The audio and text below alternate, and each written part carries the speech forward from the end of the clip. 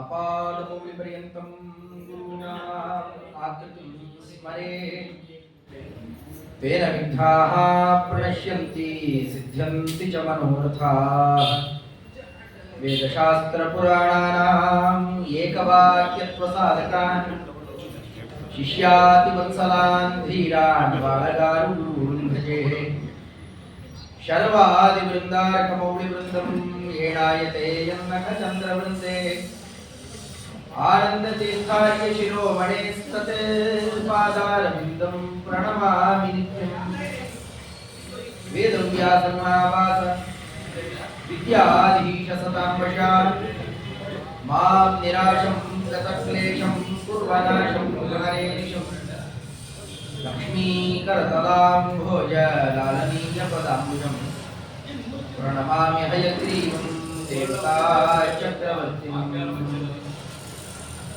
भाटी श्री जयतीर्थवर्यवचसां चेटी भवत्स्वर्तुनी पाटीरानिलफुल्लमल्लिसुमनो वाटीलसत्त्वासना बेटी युक्तिमणिश्रियां सुमतिभिः कोटीरकैः श्लाघिता साटीकारिचयात्मिका मम चिरात् आटीकतां मानसे मिथ्या सिद्धान्तदुःक्षत्र वंशवैश्वानराद्भुतं नमस्तर्ककुटारोग्रं व्यासं प्रत्यग्रवक्त्रं श्रीगुरुभ्यो नमः हरि ओम् ದೊಡ್ಡ ಪರ್ವಕಾಲ ಮೇಲ್ನೋಟಕ್ಕೆ ನಮ್ಗೆ ಸ್ವಲ್ಪ ದೊಡ್ಡದು ಅಂತ ಕಾಣೋದು ಗದ್ದಲ ಜಾಸ್ತಿ ಇದ್ದಾಗ. ಗದ್ದಲ ಜಾಸ್ತಿ ಇಲ್ಲ ಅಂತಂದ್ರೆ ಅದು ದೊಡ್ಡದು ಗೊತ್ತಾಗಲ್ಲ. ಆದರೆ ಯಾರು ಇವತ್ತು ಬಂದಿರಲಿಲ್ಲ ಅಂತಾಗಿದ್ದಿದ್ರೆ, ಯಾರ ವಾಕ್ಪ್ರಸಾರ ಇವತ್ತು ನಮ್ಮ ಸಿದ್ಧಾಂತವನ್ನ ರಕ್ಷಣೆ ಮಾಡಿರಲಿಲ್ಲ ಅಂತಾಗಿದ್ದಿದ್ರೆ, ಅವರ ಹೆಸರಲ್ಲಿರುವ ಜಯ ಅದು ಬರೀ ಅವರೊಬ್ಬರಿಗಲ್ಲ, ಇವತ್ತು ನಮಗೆಲ್ಲ ಪ್ರಸಾರ ಆಗಿದೆ. ಅದು ಇರ್ತಿರ್ಲಿಲ್ಲ, ಪರಾಜಯ. ಯಾಕೆಂದ್ರೆ ಆಚಾರ್ಯರಂತಹ ಸತ್ಯಲೋಕಾಧಿಪತಿಗಳು ಬಂದು ಬೇಕಾದ ತತ್ವಜ್ಞಾನವನ್ನು ಕೊಟ್ಟು ಹೋಗಿದ್ದಾರೆ. ಅದು ಹೇಗಾಗಿದೆ ಅಂತ ಈ ಆರಾಧನೆ ಮಾಡಬೇಕಾದ್ರೆ ಅದು ವ್ಯಾಸರಾಜರು, ವಿದ್ಯಾಧಿರಾಜರು, ರಾಜೇಂದ್ರ ತೀರ್ಥರು, ವ್ಯಾಸರಾಜರಂತಹ ಮಹನೀಯರು ಟೀಕಾಕೃತ್ಪಾದರ ಆರಾಧನೆ ಮಾಡಬೇಕು. ಅವರು ತಿಳಿಸಿಕೊಡ್ತಾರೆ. ಆನಂದ ತೀರ್ಥೋಪದಿಷ್ಟೋ ನಿಧಿ ನಾರಾಯಣಾಹ್ವಯಃ ಪ್ರದರ್ಶಿತೋ ಏನ ಸಮ್ಯಕ್ ಜಯತೀರ್ಥಂ ಉಪಾಸ್ಮೆ. ಆಚಾರ್ಯರು ಬಡತನದ ಬೇಗೆಯಲ್ಲಿ ಬಳಲುತ್ತಾ ಇರುವ ಈ ಸಂಸಾರದ ಬಡತನ, ಯಾವ ಚಿಕ್ಕ ವಸ್ತುಗಳು ನಮಗೆ ಸರಿಯಾಗಿ ಸಿಗ್ತಾ ಇಲ್ಲ, ಒದಾಡ್ತಾ ಇರುವವರಿಗೆ ದೊಡ್ಡ ನಿಧಿ ಇದೆಯಪ್ಪ, ನಾರಾಯಣಾನ್ವಯ. ಸಾಕ್ಷಾತ್ ಭಗವಂತನೇ ನಿಮಗೆ ಬೇಕಾದ ಕೊಡ್ಲಿಕ್ಕೆ ನಿಧಿ ಅಂತ ಇದ್ದಾನೆ, ಇಲ್ಲಿದ್ದಾನೆ, ತಗೊಳ್ರಿ ಅಂತ ಹೇಳಿ ಹೊರಡೋದು. ಬದರಿಕಾಶ್ರಮ ಪ್ರಯಾಣ ಮಾಡಿ. ಆದರೆ ಅದು ಎಲ್ಲಿದೆ, ಹೇಗಿದೆ? ಒಂದ್ ಕಡೆಯಲ್ಲಿದೆ, ಪೆಟ್ಟಿಗೆ ತೋರಿಸಿದ್ರು, ಆ ಪೆಟ್ಟಿಗೆ ಒಳಗಿದೆ, ಬಳಕೆ ಮಾಡಿಕೊಳ್ಳಿ, ನಿಮಗೆ ದಾರಿದ್ರ್ಯ ದೂರ ಆಗುತ್ತೆ. ಆ ಪೆಟ್ಟಿಗೆ ಲಾಕ್ ಆಗ್ಬಿಟ್ಟಿದೆ. ಅದರ ಕೋಡ್ ತೆಗಿಬೇಕು, ಎನ್ಕೋಡ್ ಮಾಡಬೇಕು, ತೆಗೆದು ನಮಗೆ ಸರಿಯಾಗಿ ಬಳಕೆ ಆಗ್ಬೇಕು. ಮಾಡೋರು ಯಾರ ಕೆಲಸ? ಅಂದ್ರೆ ಆಚಾರ್ಯರ ಸರ್ವಮೂಲ ಗ್ರಂಥಗಳಲ್ಲಿ ಎಲ್ಲಾ ವಿಷಯ ಇದೆ.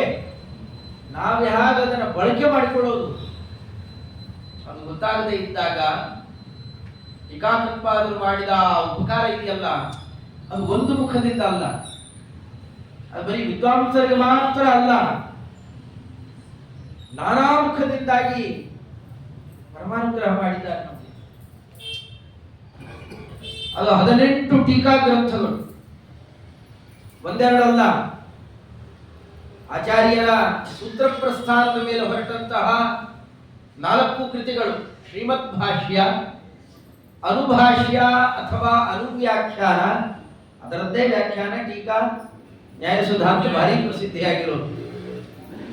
ಅದಾದ ಮೇಲೆ ನ್ಯಾಯ ವಿವರಣಕ್ಕೆ ಪೂರ್ಣ ಬರೆಯೋಲ್ಲ, ಸ್ವಲ್ಪ ಮಾತ್ರ ರಚನೆ ಮಾಡಿ ಇದರಂತೆ ಊಹೆ ಮಾಡಿಕೊಡಿ ಅಂತ ತೋರಿಸ್ಕೊಡ್ತಾರೆ. ಅನುಭಾಷ್ಯಕ್ಕೆ ಮಂತ್ರಾಲಯ ಪ್ರಭುಗಳಿಗೆ ಬಿಟ್ಕೊಟ್ರು, ತಾವು ರಚನೆ ಮಾಡಲಿಲ್ಲ. ಗೀತಾ ಭಾಷ್ಯಕ್ಕೆ ಪ್ರಮೇಯ ದೀಪಿಕಾ, ಗೀತಾ ತಾತ್ಪರ್ಯಕ್ಕೆ ನ್ಯಾಯ ದೀಪಿಕಾ, ಇನ್ನು 10 ಪ್ರಕರಣ ಗ್ರಂಥಗಳಿಗೂ ತತ್ವ ಸಂಖ್ಯಾನ, ತತ್ವ ವಿವೇಕ, ತತ್ವೋದ್ಯೋತ, ತತ್ವ ನಿರ್ಣಯ, ಪೂರ್ಣ ಹೆಸರು ವಿಷ್ಣು ತತ್ವ ವಿನಿರ್ಣಯ. ತತ್ವ ಅನ್ನೋದ್ರಿಂದಲೇ ಬರುವ 4 ಕೃತಿಗಳು. ಇನ್ನು ಖಂಡನ ತ್ರಯ: ಮಾಯಾವಾದ ಖಂಡನ, ಮಿಥ್ಯಾತ್ವಾನುಮಾನ ಖಂಡನ, ಉಪಾಧಿ ಖಂಡನ. ಅವುಗಳಲ್ಲಂತೂ ಅತಿ ವಿಚಿತ್ರ. ಆಚಾರ್ಯರು ಒಂದು ಕಡೆ ಮಂಗಳಾನುಷ್ಠಾನ ಮಾಡುತ್ತಾರೆ, ಕಡೆ ಮಂಗಳಾನುಷ್ಠಾನವೂ ಮಾಡಿ ಶುರು ಮಾಡೋದೇ ವಿಮತಂ ಮಿಥ್ಯಾದೃಶ್ಯತ್ವಾದಿತಂ ತತ್ತದಾ ಯಥಾ ಸಂಪ್ರತಿಪನ್ನಂ ಹೀಗೆ ಶುರು ಮಾಡಿದ್ದಾರೆ. ಹಾಗೆ ಇದನ್ನ ಮಂಗಳಾನುಷ್ಠಾನ ಮಾಡಿದ್ದಾರೆ ಅಂತ ತಗೋಬೇಕಾ, ಇಲ್ಲ ಅಂತ ತಗೋಬೇಕಾ, ಮಾಡದೇ ಇದ್ರೂ ನಡೆಯುತ್ತೆ ಅಂತ ಇಟ್ಕೊಳ್ಬೇಕಾ? ಹಾಗಾದ್ರೆ ಮುಂದೆ ನಾವೇನನ್ನ ಅನುಸರಣೆ ಮಾಡಬೇಕು? ಇಲ್ಲಿ ಟೀಕಾಕೃತ್ಪಾದರ ಶೈಲಿ ಕೇಳಬೇಕದನ್ನ. ಆಚಾರ್ಯರು ಮಂಗಳಾನುಷ್ಠಾನ ಮಾಡದೆ ಇರುವವರು ಅಂತ ಅನ್ಸುತ್ತಾ ನಿಮಗೆ? ಸ್ವಲ್ಪ ಅವ್ರು ಪರಿಚಯ ಪಡೆದು ನೋಡ್ರಪ್ಪ, ಮಧ್ವ ವಿಜಯಾದಿಗಳನ್ನ ಸರಿಯಾಗಿ ನೋಡಿ ತಿಳಿರಿ. ಪರಮಾಸ್ತಿಕತ್ವ ಅನುಮೀಯತೆ. ಆಚಾರ್ಯರು ಭಗವಂತನಿಗೆ ನಮಸ್ಕಾರ ಮಾಡದೇ ಇರುವ ಸ್ಥಿತಿಯೇ ಇಲ್ಲ. ಮುಖ್ಯಪ್ರಾಣ ದೇವರು ಯಾವ ರೀತಿಯಲ್ಲಿ ಮಂತ್ರ ಜಪ ಮಾಡ್ತಾರೆ ಅಂತ ಕೇಳುವಾಗ ಅವರ ವರ್ಣನೆ ಹೇಗೆ ಬಂದಿದೆ? 6 3 2 1000 32 ಶತಶ್ವಾಸ ಜಪಗಳ. ಅದು ಒಂದು ಶರೀರಕ್ಕೆ, ಒಬ್ಬ ಜೀವನಿಗಲ್ಲ. ಈ 2 ಶರೀರದೋಳು ಸಮೀರ ದೇವರು ಮುಂದಿನ ವಿವರ ಕೊಡ್ತಾರೆ. ಒಬ್ಬ ಜೀವನಿಗೆ 86,400 ಹಂಸಮಂತ್ರಗಳನ್ನ ಒಬ್ಬ ಜೀವನಿಗೆ 4 ಶರೀರ: ಸ್ವರೂಪ ದೇಹ, ಅದರ ಮೇಲೆ ಅನಿರುದ್ಧ ಶರೀರ, ಮಧ್ಯದಲ್ಲಿ ಲಿಂಗ ಶರೀರ, ಆಮೇಲೆ ಸ್ಥೂಲ ಶರೀರ. ಇಷ್ಟೂ ಕಡೆಯಲ್ಲೂ ಕೆಂಡದ ಒಳಗಡೆ ಅಗ್ನಿ ಇದ್ದಂತೆ. ಅದು ಒಳಗೆ ಹೋಗಬೇಕಾಗಿಲ್ಲ, ಹೊರಗಿನಿಂದಲೇ ಪ್ರಸೃತ ಆಗುತ್ತೆ. ಆ ರೀತಿಯಲ್ಲಿ ವ್ಯಾಪ್ತಿ ಇಟ್ಟು 4 ಶರೀರಗಳಲ್ಲೂ ಜಪ ಮಾಡ್ತಾನೆ ಇರ್ತಾರೆ. ಅದು ಜಪ ಹೇಗಿರುತ್ತಂತೆ? ಒಂದು ಮೂವಿ, ಚಲನಚಿತ್ರ, ಆ ಶಬ್ದ ಗೊತ್ತಿರಲ್ಲ, ಶಬ್ದ ಆಡಿದ್ರೆ ಎಲ್ಲಿಗೂ ಹೋಗುತ್ತೆ. ಅದು ನಿಜವಾದ ಆ ಚಿತ್ರಗಳೇನಿದ್ದಾವಲ್ಲ, ಅತಿ ವೇಗದಲ್ಲಿ ಚಲಿಸಿದ್ರೆ ಏನಾಗಿ ಹೋಗುತ್ತೆ? ಅದು ವೇಗದ ದೃಶ್ಯ ಆಗುತ್ತೆ, ಚಲನಚಿತ್ರ ಆಗೋದು. ಹಾಗೆ ಭಗವದ್ ರೂಪಗಳನ್ನ ಕಾಣ್ತಾ ಇರ್ತಾರೆ. ಒಂದೊಂದು ಮಂತ್ರಕ್ಕೆ ಒಂದೊಂದು ಭಗವದ್ ರೂಪ. ಹಾಗೆ ಎಷ್ಟು ಜೀವರಾಶಿಗಳಲ್ಲಿ ಎಷ್ಟು ಭಗವದ್ ರೂಪ ನಿರಂತರ ಯಾಕೆ ಕಾಣ್ತಾ ಇರ್ತಾರೆ? ಇಂಥವ್ರು ನಮಸ್ಕಾರ ಮಾಡಿಲ್ಲ ಅಂತಂದ್ರೆ ಇದೆಲ್ಲ ವಿವರಣೆ ಕೊಟ್ಟು ಹೇಳ್ತಾರೆ. ಆಚಾರ್ಯರು ಯಾರು ಅಂತ ಪರಿಚಯ ಇಟ್ಕೊಂಡು ನೋಡ್ರಿ, ನಿಮ್ಗೆ ಗೊತ್ತಾಗುತ್ತೆ. ತತ್ವ ಸಂಖ್ಯಾನದಲ್ಲೂ ಪ್ರತ್ಯೇಕ ನಮಸ್ಕಾರ ಇಲ್ಲ ರೀ. ಕಿಂತತ್ತು ಅನ್ಯನಾಮ ಮಂಗಲಂ. ಆರಂಭದಲ್ಲಿ ಸಕಲ ಗುಣಗಳ ಪರಿಪೂರ್ಣ ಸ್ವತಂತ್ರ ಅಂತ ಭಗವಂತನನ್ನ ಸ್ವತಂತ್ರೋ ಭಗವಾನ್ ವಿಷ್ಣು ಅಂತ ಕೊಂಡಾಡಿದ್ದಾರೆ. ಇದಕ್ಕಿಂತ ಬೇರೆ ಮಂಗಳಾನುಷ್ಠಾನ ಬೇಕಾ ನಿಮಗೆ? ಹೀಗೆ ಆಚಾರ್ಯರನ್ನ ಯಾವ ರೀತಿಯಲ್ಲಿ ತಿಳಿಬೇಕು ಅಂತ ನೈಜವಾಗಿ ಅರ್ಥ ಮಾಡಿಕೊಳ್ಬೇಕಾದ್ರೆ ಅದು ಅವರೇ ಸಾಧ್ಯ, ಮತ್ತೊಬ್ಬರಿಲ್ಲ. ಹೀಗೆ ಖಂಡನತ್ರಯಕ್ಕೆ ಇನ್ನು ಕರ್ಮ ನಿರ್ಣಯ ಆಗಲಿ ಅಥವಾ ಖಂಡಾರ್ಥ ನಿರ್ಣಯ ಅಂತ ಕೂಡ ಅದನ್ನು ಕರೀತಾರೆ. ಪ್ರಮಾಣ ಲಕ್ಷಣ, ಕಥಾ ಲಕ್ಷಣ, ಇವುಗಳಿಗೆ ವ್ಯಾಖ್ಯಾನವನ್ನು ಮಾಡುವುದಲ್ಲದೆ ಅಲ್ಲಲ್ಲಿ ಆಚಾರ್ಯರೇ ವಿಕ್ಷಿಪ್ಯ ಪ್ರತಿಪಾದಿತ, ಅಲ್ಲಲ್ಲಿ ಸಂದರ್ಭಾನುಸಾರ ಚಿತ್ರಣ ಮಾಡಿದ್ದನ್ನೆಲ್ಲ ಒಟ್ಟಿಗೆ ಒಂದು ಕಡೆಯಲ್ಲಿ ಕ್ರೋಢೀಕರಣ ಮಾಡಿ ನಮಗೆ ಒಂದೇ ದಾರಿಯಲ್ಲಿ ಎಲ್ಲ ಸಿಗ್ಬೇಕು. ಹಾಗೆ ಪ್ರಮಾಣ ಪದ್ಧತಿ ಅಂದ್ರೆ ದಾರಿ ಇದ್ದಾರೆ. ಅದು ಪ್ರಮಾಣದ ದಾರಿ. ನೀವು ಒಂದು ದಾರಿಯಲ್ಲಿ ನಡೆದು ಹೋದ್ರೆ ಎಲ್ಲ ಸಿಗ್ಬೇಕು. ಹಾಗೆ ಸ್ವತಂತ್ರ ಕೃತಿಯನ್ನು ರಚನೆ ಮಾಡಿಕೊಡ್ತಾರೆ. ಉಪನಿಷತ್ ಭಾಷ್ಯಗಳಿಗೆ 2 ಟೀಕಾ ರಚನೆ ಮಾಡಿದ್ದಾರೆ. ಋಗ್ಭಾಷ್ಯಕ್ಕೆ ಅದ್ಭುತವಾದ ಟೀಕೆ ಇದೆ. ಒಂದೊಂದು ಸಾಮಾನ್ಯ ಅಲ್ಲ.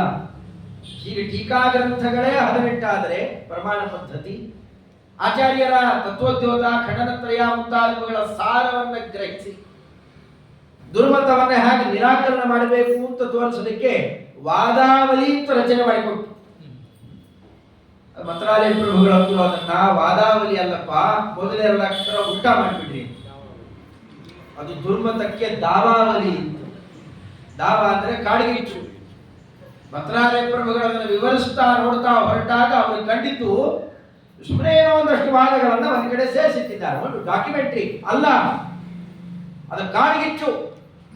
ದುರ್ಮತದವರು ಇದನ್ನೇನಾರು ಕಂಡ್ರು ಅಂತಂದ್ರೆ ಅವರ ಹೃದಯದಲ್ಲಿ ಬೆಂಕಿ ಬೀಳುತ್ತೆ, ಆರಿಸಲಿಕ್ಕಾಗದೇ ಇರೋ ಬೆಂಕಿ. ಅಂಥ ಅದ್ಭುತವಾದ ಕೃತಿರತ್ನ. ಬೇರೆಲ್ಲ ಕೃತಿಗಳ ಶೈಲಿ ನೋಡಬೇಕು, ವಾದಾವಲಿ ಶೈಲಿ ನೋಡಬೇಕು. ವಾದ ಗ್ರಂಥದಲ್ಲಿ ಅವರ ಆರ್ಭಟ ಹೇಗಿದೆ ಅನ್ನೋದನ್ನ ಅಲ್ಲಿ ಕಾಣಬೇಕು. ಅದೇ ತಾವೇನು ಬೇಕಷ್ಟು ಬೇರೆ ಬೇರೆ ಟೀಕೆಗಳನ್ನ ಸ್ವತಂತ್ರ ಕೃತಿಗಳನ್ನೂ ರಚನೆ ಮಾಡಿದ್ದಾರೆ. ಅಲ್ಲಿ ಇಷ್ಟೆಲ್ಲ ತರಹದ ಈ ಪ್ರಖರತೆ ಇಲ್ಲ. ಅದಕ್ಕೆ ಮಿಥ್ಯಾ ಸಿದ್ಧಾಂತ ದುರ್ಧ್ವಾಂತ ವಿಧ್ವಂಸನ ವಿಚಕ್ಷಣ ಜಯತೀರ್ಥಾಖ್ಯ ತರಣಿ. ಅವರು ಸೂರ್ಯನಂತೆ ಇದ್ದಾರೆ ಇಲ್ಲಿ ಅಂತಾರೆ. ಸೂರ್ಯನ ಕಿರಣ ಪ್ರಖರವಾಗಿ ಬಂದು ನಿಂತುಕೊಂಡ್ರೆ ಕಣ್ಣನ್ನು ನೋಡ್ಲಿಕ್ಕಾಗತ್ತ? ಹಾಗಿರುವವರು.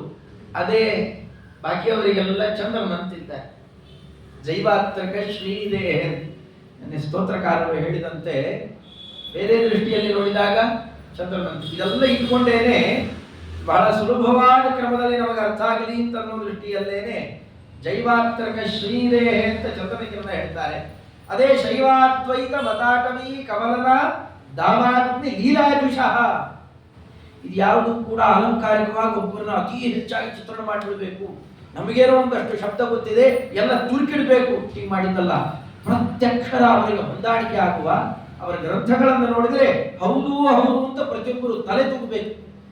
ಅಂಥ ಅಕ್ಷರಗಳನ್ನೇ ಪೋಲಿಸಿ ಮಾಡಿಕೊಟ್ಟಂತಹ ಅದ್ಭುತ ಸ್ತೋತ್ರ ಜಯರಾಜ ಸ್ತುತಿ. ಅಂತಹದ್ದು ಅವರ ಸಜ್ಜಾದ ಚಿತ್ರಣ ಮಾಡಿಕೊಡ್ತಾರೆ. ಇದೆಲ್ಲ ಬರೀ ಶಾಸ್ತ್ರ ಪ್ರಪಂಚಕ್ಕಷ್ಟೇ ಕೊಟ್ಟಲ್ಲ, ಸ್ವಲ್ಪ ಬೇರೆ ರೀತಿಯಲ್ಲೂ ಏನಾದ್ರು ಅನುಗ್ರಹ ಮಾಡಿದ್ದಾರೆ. ಪದ್ಯಮಾಲ ಅಂತ ಒಂದು ಕೃತಿ ಕೊಟ್ಟಿದ್ದಾರೆ. ಎಷ್ಟು ಸರಳತೆ ಇದೆ ಅನ್ನೋದು ಅಲ್ಲಿ ನೋಡಿದ್ರೆ ಗೊತ್ತಾಗುತ್ತೆ. ತಂತ್ರಸಾರ ಸಂಗ್ರಹ, ಕೃಷ್ಣಾಮೃತ ಮಹಾರ್ಣವ, ಸ್ಮೃತಿ ಗ್ರಂಥಗಳು ಎಲ್ಲ ಇಟ್ಕೊಂಡು ತಲೆ ಚಚ್ಚಿಕೊಂಡು ದೇವರ ಪೂಜೆ ಹೇಗೆ ಮಾಡಬೇಕು ಅಂತ ಗೊತ್ತಾಗೋದು ತುಂಬಾ ಕಠಿಣ.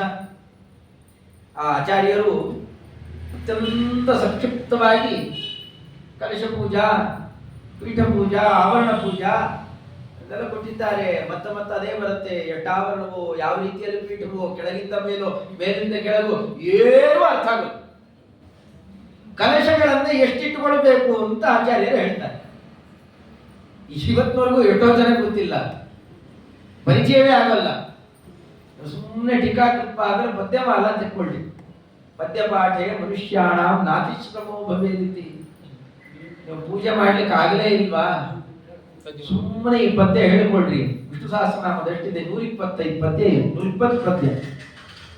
ಸುಮ್ಮನೆ ಒಂದ್ಸತಿ ಹೇಳಿಬಿಟ್ರೆ ಸಾಕು. ಪ್ರಣಮ್ಯ ಶ್ರೀಪತಿಂ ಸರ್ವಾನ್ ಗುರುಂಶ್ಚ ತತ್ಪ್ರವಚ್ಮ್ಯಹಂ ಯಥಾಪತಿ ಹರೇ ಪೂಜಾ ವಿಧಿಂ ವೈಷ್ಣವ ಸಮ್ಮತಂ. ಹೂ ಎಂಥದ್ದು ತರಬೇಕು ಅಲ್ಲಿಂದ ಆರಂಭ ಮಾಡಿದ್ದಾರೆ. ಹೂವು, ತುಳಸಿ, ಪುಷ್ಪಾಂಡ್ ಯಜ್ಞತನಾಲಿಚ. ಹೂವುಗಳನ್ನ ಇವತ್ತಿಂದೇ ತರಬೇಕು. ತುಳಸಿ ನೆನ್ನೆದ್ದು ಮೊನ್ನೆದ್ದಾದ್ರೂ ನಡೆಯುತ್ತೆ, ಯಾಕೆ ನಿತ್ಯ ಬಿಡಿಸುವ ಹಾಗಿಲ್ವಲ್ಲ. ಅದರಿಂದಾಗಿ ಪುಷ್ಪಾಣಿ ಅದ್ಯತನಾನಿಚ. ಅದು ಎಂಥದ್ದು ತಂದಿರಬೇಕು? ಶೌರ್ಯ ಲಬ್ಧಾನಿ ಹಾನಿಚ. ಮನೆಯಲ್ಲಿ ಒಂದು ಹೂವಿನ ಗಿಡ ಇಲ್ಲ, ದೇವರಿಗೆ ಮಾತ್ರ ರಾಶಿ ರಾಶಿ ಮಂಟಪ ತುಂಬ ಹೂವು. ಏನ್ರಿ ಇಷ್ಟೊಂದು ಹೂವು? ಇಲ್ಲ, ಬೆಳಗ್ಗೆ ವಾಕಿಂಗ್ ಹೋಗಿರ್ತೀವಲ್ಲ, ಅವ್ರ ಮನೆಯಲ್ಲೆಲ್ಲ ಬಿಟ್ಟಿರುತ್ತೆ, ಕದ್ದುಕೊಂಡು ತಗೊಂಡ್ಬಂದ್ಬಿಡ್ತೇವೆ. ಈ ದೇವರ ಪ್ರೀತಿಗೆ ಕಾರಣ ಆಗುತ್ತೋ, ದೇವರ ಕೋಪಕ್ಕೆ ಕಾರಣ ಆಗುತ್ತೋ ಇಂಥದ್ದು. ಅದಕ್ಕೆ ಅಂತಾರೆ ಏರಂಡಾರ್ಗಜ ಪತ್ರೇಶು. ಕಂಡ ಕಡೆಯಲ್ಲಿ ತರೋದು ಯಾವ್ಯಾವುದೋ ಎಲೆಗಳಲ್ಲಿ ಬಟ್ಟೆ ಒಳಗೆ ಹಾಕೊಂಡು ಪಟಾಕೃತಾನಿ ಯಾರಿಸ್ಯು, ನಮ್ಮ ಬಟ್ಟೆಲ್ಲೇ ಹಾಕೊಂಡು ತಗೊಂಡ್ಬಂದ್ಬಿಡೋದು, ಬರೀ ಕೈಯಲ್ಲಿ ತರೋದು. ಈಗಂತೂ ಹೇಳೋ ಹಾಗೆ ಇಲ್ಲ, ಪ್ಲಾಸ್ಟಿಕ್ ಕವರಲ್ಲೇ ತರ್ತಾರೆ. ಟೀಕಾಕೃಪಾದರಲ್ಲಿ ಹೇಳಿಲ್ಲ, ಅದು ಅದಕ್ಕಿಂತ ಸ್ವಲ್ಪ ಉತ್ತಮ ಅನ್ನಿಸ್ಕೊಳ್ಳೋದನ್ನೇ ನಿರಾಕರಣೆ ಮಾಡಿಬಿಟ್ಟಿದ್ದಾರೆ. ಇನ್ನು ಅತ್ಯಂತ ನೀಚ ಇದು ಬ್ರಹ್ಮಹತ್ಯೆ. ಇದು ಪ್ಲಾಸ್ಟಿಕ್ ಅನ್ನೋದೇನಿದೆಯಲ್ಲ ಇವತ್ತು ಎಲ್ಲಾ ಕಡೆ ಸೇರ್ಕೊಂಡು ಬಿಟ್ಟಿದೆ. ಕಲಿ ಎಲ್ಲಾ ಕಡೆ ಸೇರ್ಕೊಳ್ತಾನೆ, ಬಿಡಿಸ್ಲಿಕ್ಕೆ ಆಗೋಲ್ಲ ಅಂತಂದಿದ್ದಕ್ಕೆ ದೊಡ್ಡ ಸಾಕ್ಷಿ ಪ್ಲಾಸ್ಟಿಕ್. ಇವತ್ತು ಅವರು ಇವರು ನಾಸಾದವರು ದೊಡ್ಡ ದೊಡ್ಡ ವಿಜ್ಞಾನಿಗಳು ಎಲ್ಲ ಹೇಳ್ತಾ ಇದ್ದಾರೆ ಕ್ಯಾನ್ಸರ್ ಬರುತ್ತೆ, ಪ್ಲಾಸ್ಟಿಕ್ ಜಾಸ್ತಿ ಉಪಯೋಗಿಸಬೇಡಿ. ಮನೆ ತುಂಬಾ ಮೈ ತುಂಬಾ ಎಲ್ಲಾ ಕಡೆ ಮನೆ ಹಾಕ್ಬಿಟ್ರು, ಮೈಯೊಳಗೆ ಸ್ಟೆಂಟು ಪಟ್ಟು ಹಾಕಿರ್ತಾರಲ್ಲ ಅವು ಅದೇ ಎಲ್ಲಾ ಕಡೆ ಅದೇ ಹೋಗ್ಬಿಟ್ಟಿದ್ದಾನೆ ಕಲಿ. ಇವಾಗ ಅದನ್ನು ಜಾಸ್ತಿ ಬಳಕೆ ಮಾಡಬೇಕು. ಸಮುದ್ರ ಎಲ್ಲ ಹಾಳೆಗೆಡುತ್ತಾ ಇದೆ, ಭೂಮಿ ಎಲ್ಲ ಹಾಳೆಗೆಟ್ಟೋಗಿದೆ, ಎಲ್ಲಿ ನೋಡಿದ್ರು ಬರೀ ಅದೇ. ಇದು ಸಾಕ್ಷಾತ್ ಕಲಿ.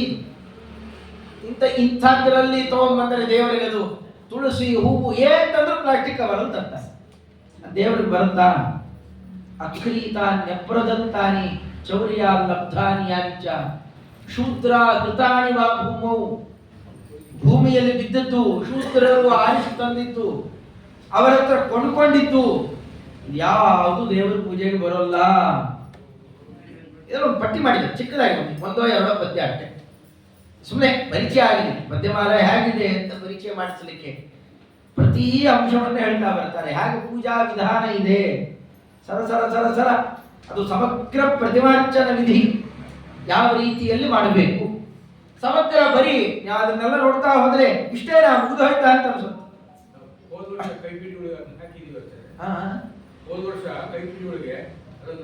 ಪದ್ಯಮಾಲ ಪೂರ್ಣ ಇದೆಯಾ? ಬರೇ ಪದ್ಯ ಇದೆ ಪ್ರಯೋಜನ. ಬರೇ ಪದ್ಯ ಇದೆ, ಆ ಪುಸ್ತಕದಲ್ಲಿ ಹಾಗೆ ಇರುತ್ತೆ. ಸ್ವಲ್ಪ ಅಪ್ಡೇಟ್ ಆಗಿದೆ, ಈ ಪುಸ್ತಕದಲ್ಲಿ ಬಂದಿದೆ ಅನ್ನೋ ಒಂದು ವಿಶೇಷ ಅಷ್ಟೇ. ಬರೀ ಪುಸ್ತಕದಲ್ಲಿ ಇರಬಾರದು, ಆ ಮಸ್ತಕಕ್ಕೆ ಬಂದರೆ ಹೆಚ್ಚು ಪ್ರಯೋಜನ. ಅದರ ಮಹತ್ವ ಇಷ್ಟು ದೊಡ್ಡದಿದೆ. ನಿತ್ಯ ಮಕ್ಕಳಿಗೆ ಯಾವಾಗ ಉಪನಯನ ಆಗುತ್ತೆ ಅವ್ರಿಗೊಂದು ಉಪಕ್ರಮ ಅಂತ ನೂತನೋಪಕ್ರಮ ಮಾಡ್ತಾರೆ, ತಕ್ಷಣ ಬಾಯಿ ಮಾಡಿಸ್ಬಿಡ್ಬೇಕು. ತಕ್ಷಣ ಬಾಯಿ ಮಾಡಿಸಿದ್ರೆ ಅವ್ರು ಇನ್ನೇನು ಮಾಡೋದು ಬೇಡ, ಪೂಜೆ ಮಾಡಿದ್ರೆ ಇದ್ರೂ ಪರವಾಗಿಲ್ಲ. ನಿತ್ಯ ಇದನ್ನು ಹೇಳಿಬಿಟ್ರೆ ಪ್ರಾಯ 10 ರಿಂದ 12 ನಿಮಿಷ ಅಭ್ಯಾಸ ಆಗಿಬಿಟ್ರೆ 10-12 ನಿಮಿಷ ಅಷ್ಟೇನೆ, ಜಾಸ್ತಿ ಇಲ್ಲೇ ಇಲ್ಲ. ನಮ್ಮ ಪರಮಗುರುಗಳು ಮಾಡ್ತಿದ್ದ ಹಾಗೆ ತಲೆ ಮೇಲೆ ನೀರು ಬಿತ್ತು ಸಂಕಲ್ಪ ಪೂರೈಸಿದ್ರು ಅಂದ್ರೆ ಶುರು ಮಾಡ್ತಿದ್ದಾರೆ. ಪ್ರಣಮ್ಯ ಶ್ರೀಪತಿ ಸರ್ವ ಒಂದು ಕೂತ. ಪೂಜಾ ವಿಧಾನ ಅತಿ ವಿಚಿತ್ರ. ಎಷ್ಟೋ ಬಾರಿ ನ್ಯಾಯಾಮೃತದ ಅಧ್ಯಯನದಲ್ಲಿ ತೊಡಗಿದ್ದಾಗ ಅವರು ಮಾಡ್ತಾ ಇದ್ದ ಆ ಪೂಜಾ ವಿಧಾನ ಇದೆ. ಎಷ್ಟು ಜನ ಸಾಲಿಗ್ರಾಮ ತೆಗೆದು ಅದು ಬಿಡ್ತಿದ್ರು, ತಮಗೆ ಒಳಗೆ ಅದ್ದಿ ತೆಗೆದು ಅದೇ ತೀರ್ಥ ನಡಿ. ಬರೇ ಬೇರೆಯವರ ಆಡಂಬರಕ್ಕೋಸ್ಕರ ಕಂಡ ಕೊಳಕನ ಚಿಂತನೆ ಮಾಡಿದ್ದ. ಈಗ ಎಷ್ಟು ದೊಡ್ಡ ಪೀಠ ಹಾಕಿ ಪೂಜೆ ಮಾಡಿದ್ರು ಅದಕ್ಕೆ ಅರ್ಥ ಇಲ್ಲ. ಮನಸ್ಸು ನಮ್ಮ ಎಲ್ಲ ದೇಹದ ಚರ್ಯೆ ಭಗವದ್ವ್ಯಾಪಾರದಲ್ಲೇ ಇದ್ದಾಗ ಈ ಪೂಜಾ ಸಂಕುಚಿತವಾದರೂ ಅದು ಮಹಾಪೂಜೆ. ಇನ್ನು ಅವರು ಪೂಜಾ ಮಾಡ್ತಿದ್ದು ಅವರ ಅನುಸಂಧಾನ, ಅವರೇ ಸ್ತೋತ್ರ ಮಾಡಿಕೊಟ್ಟಿದ್ದಾರೆ, ನೋಡ್ಬೇಕು. ಇದೆಲ್ಲ ಪದ್ಯಮಾಲಾದಿಂದ ಪ್ರೇರಿತರು ಅಂತ ಹೇಳ್ಕೊಳ್ತಾರೆ.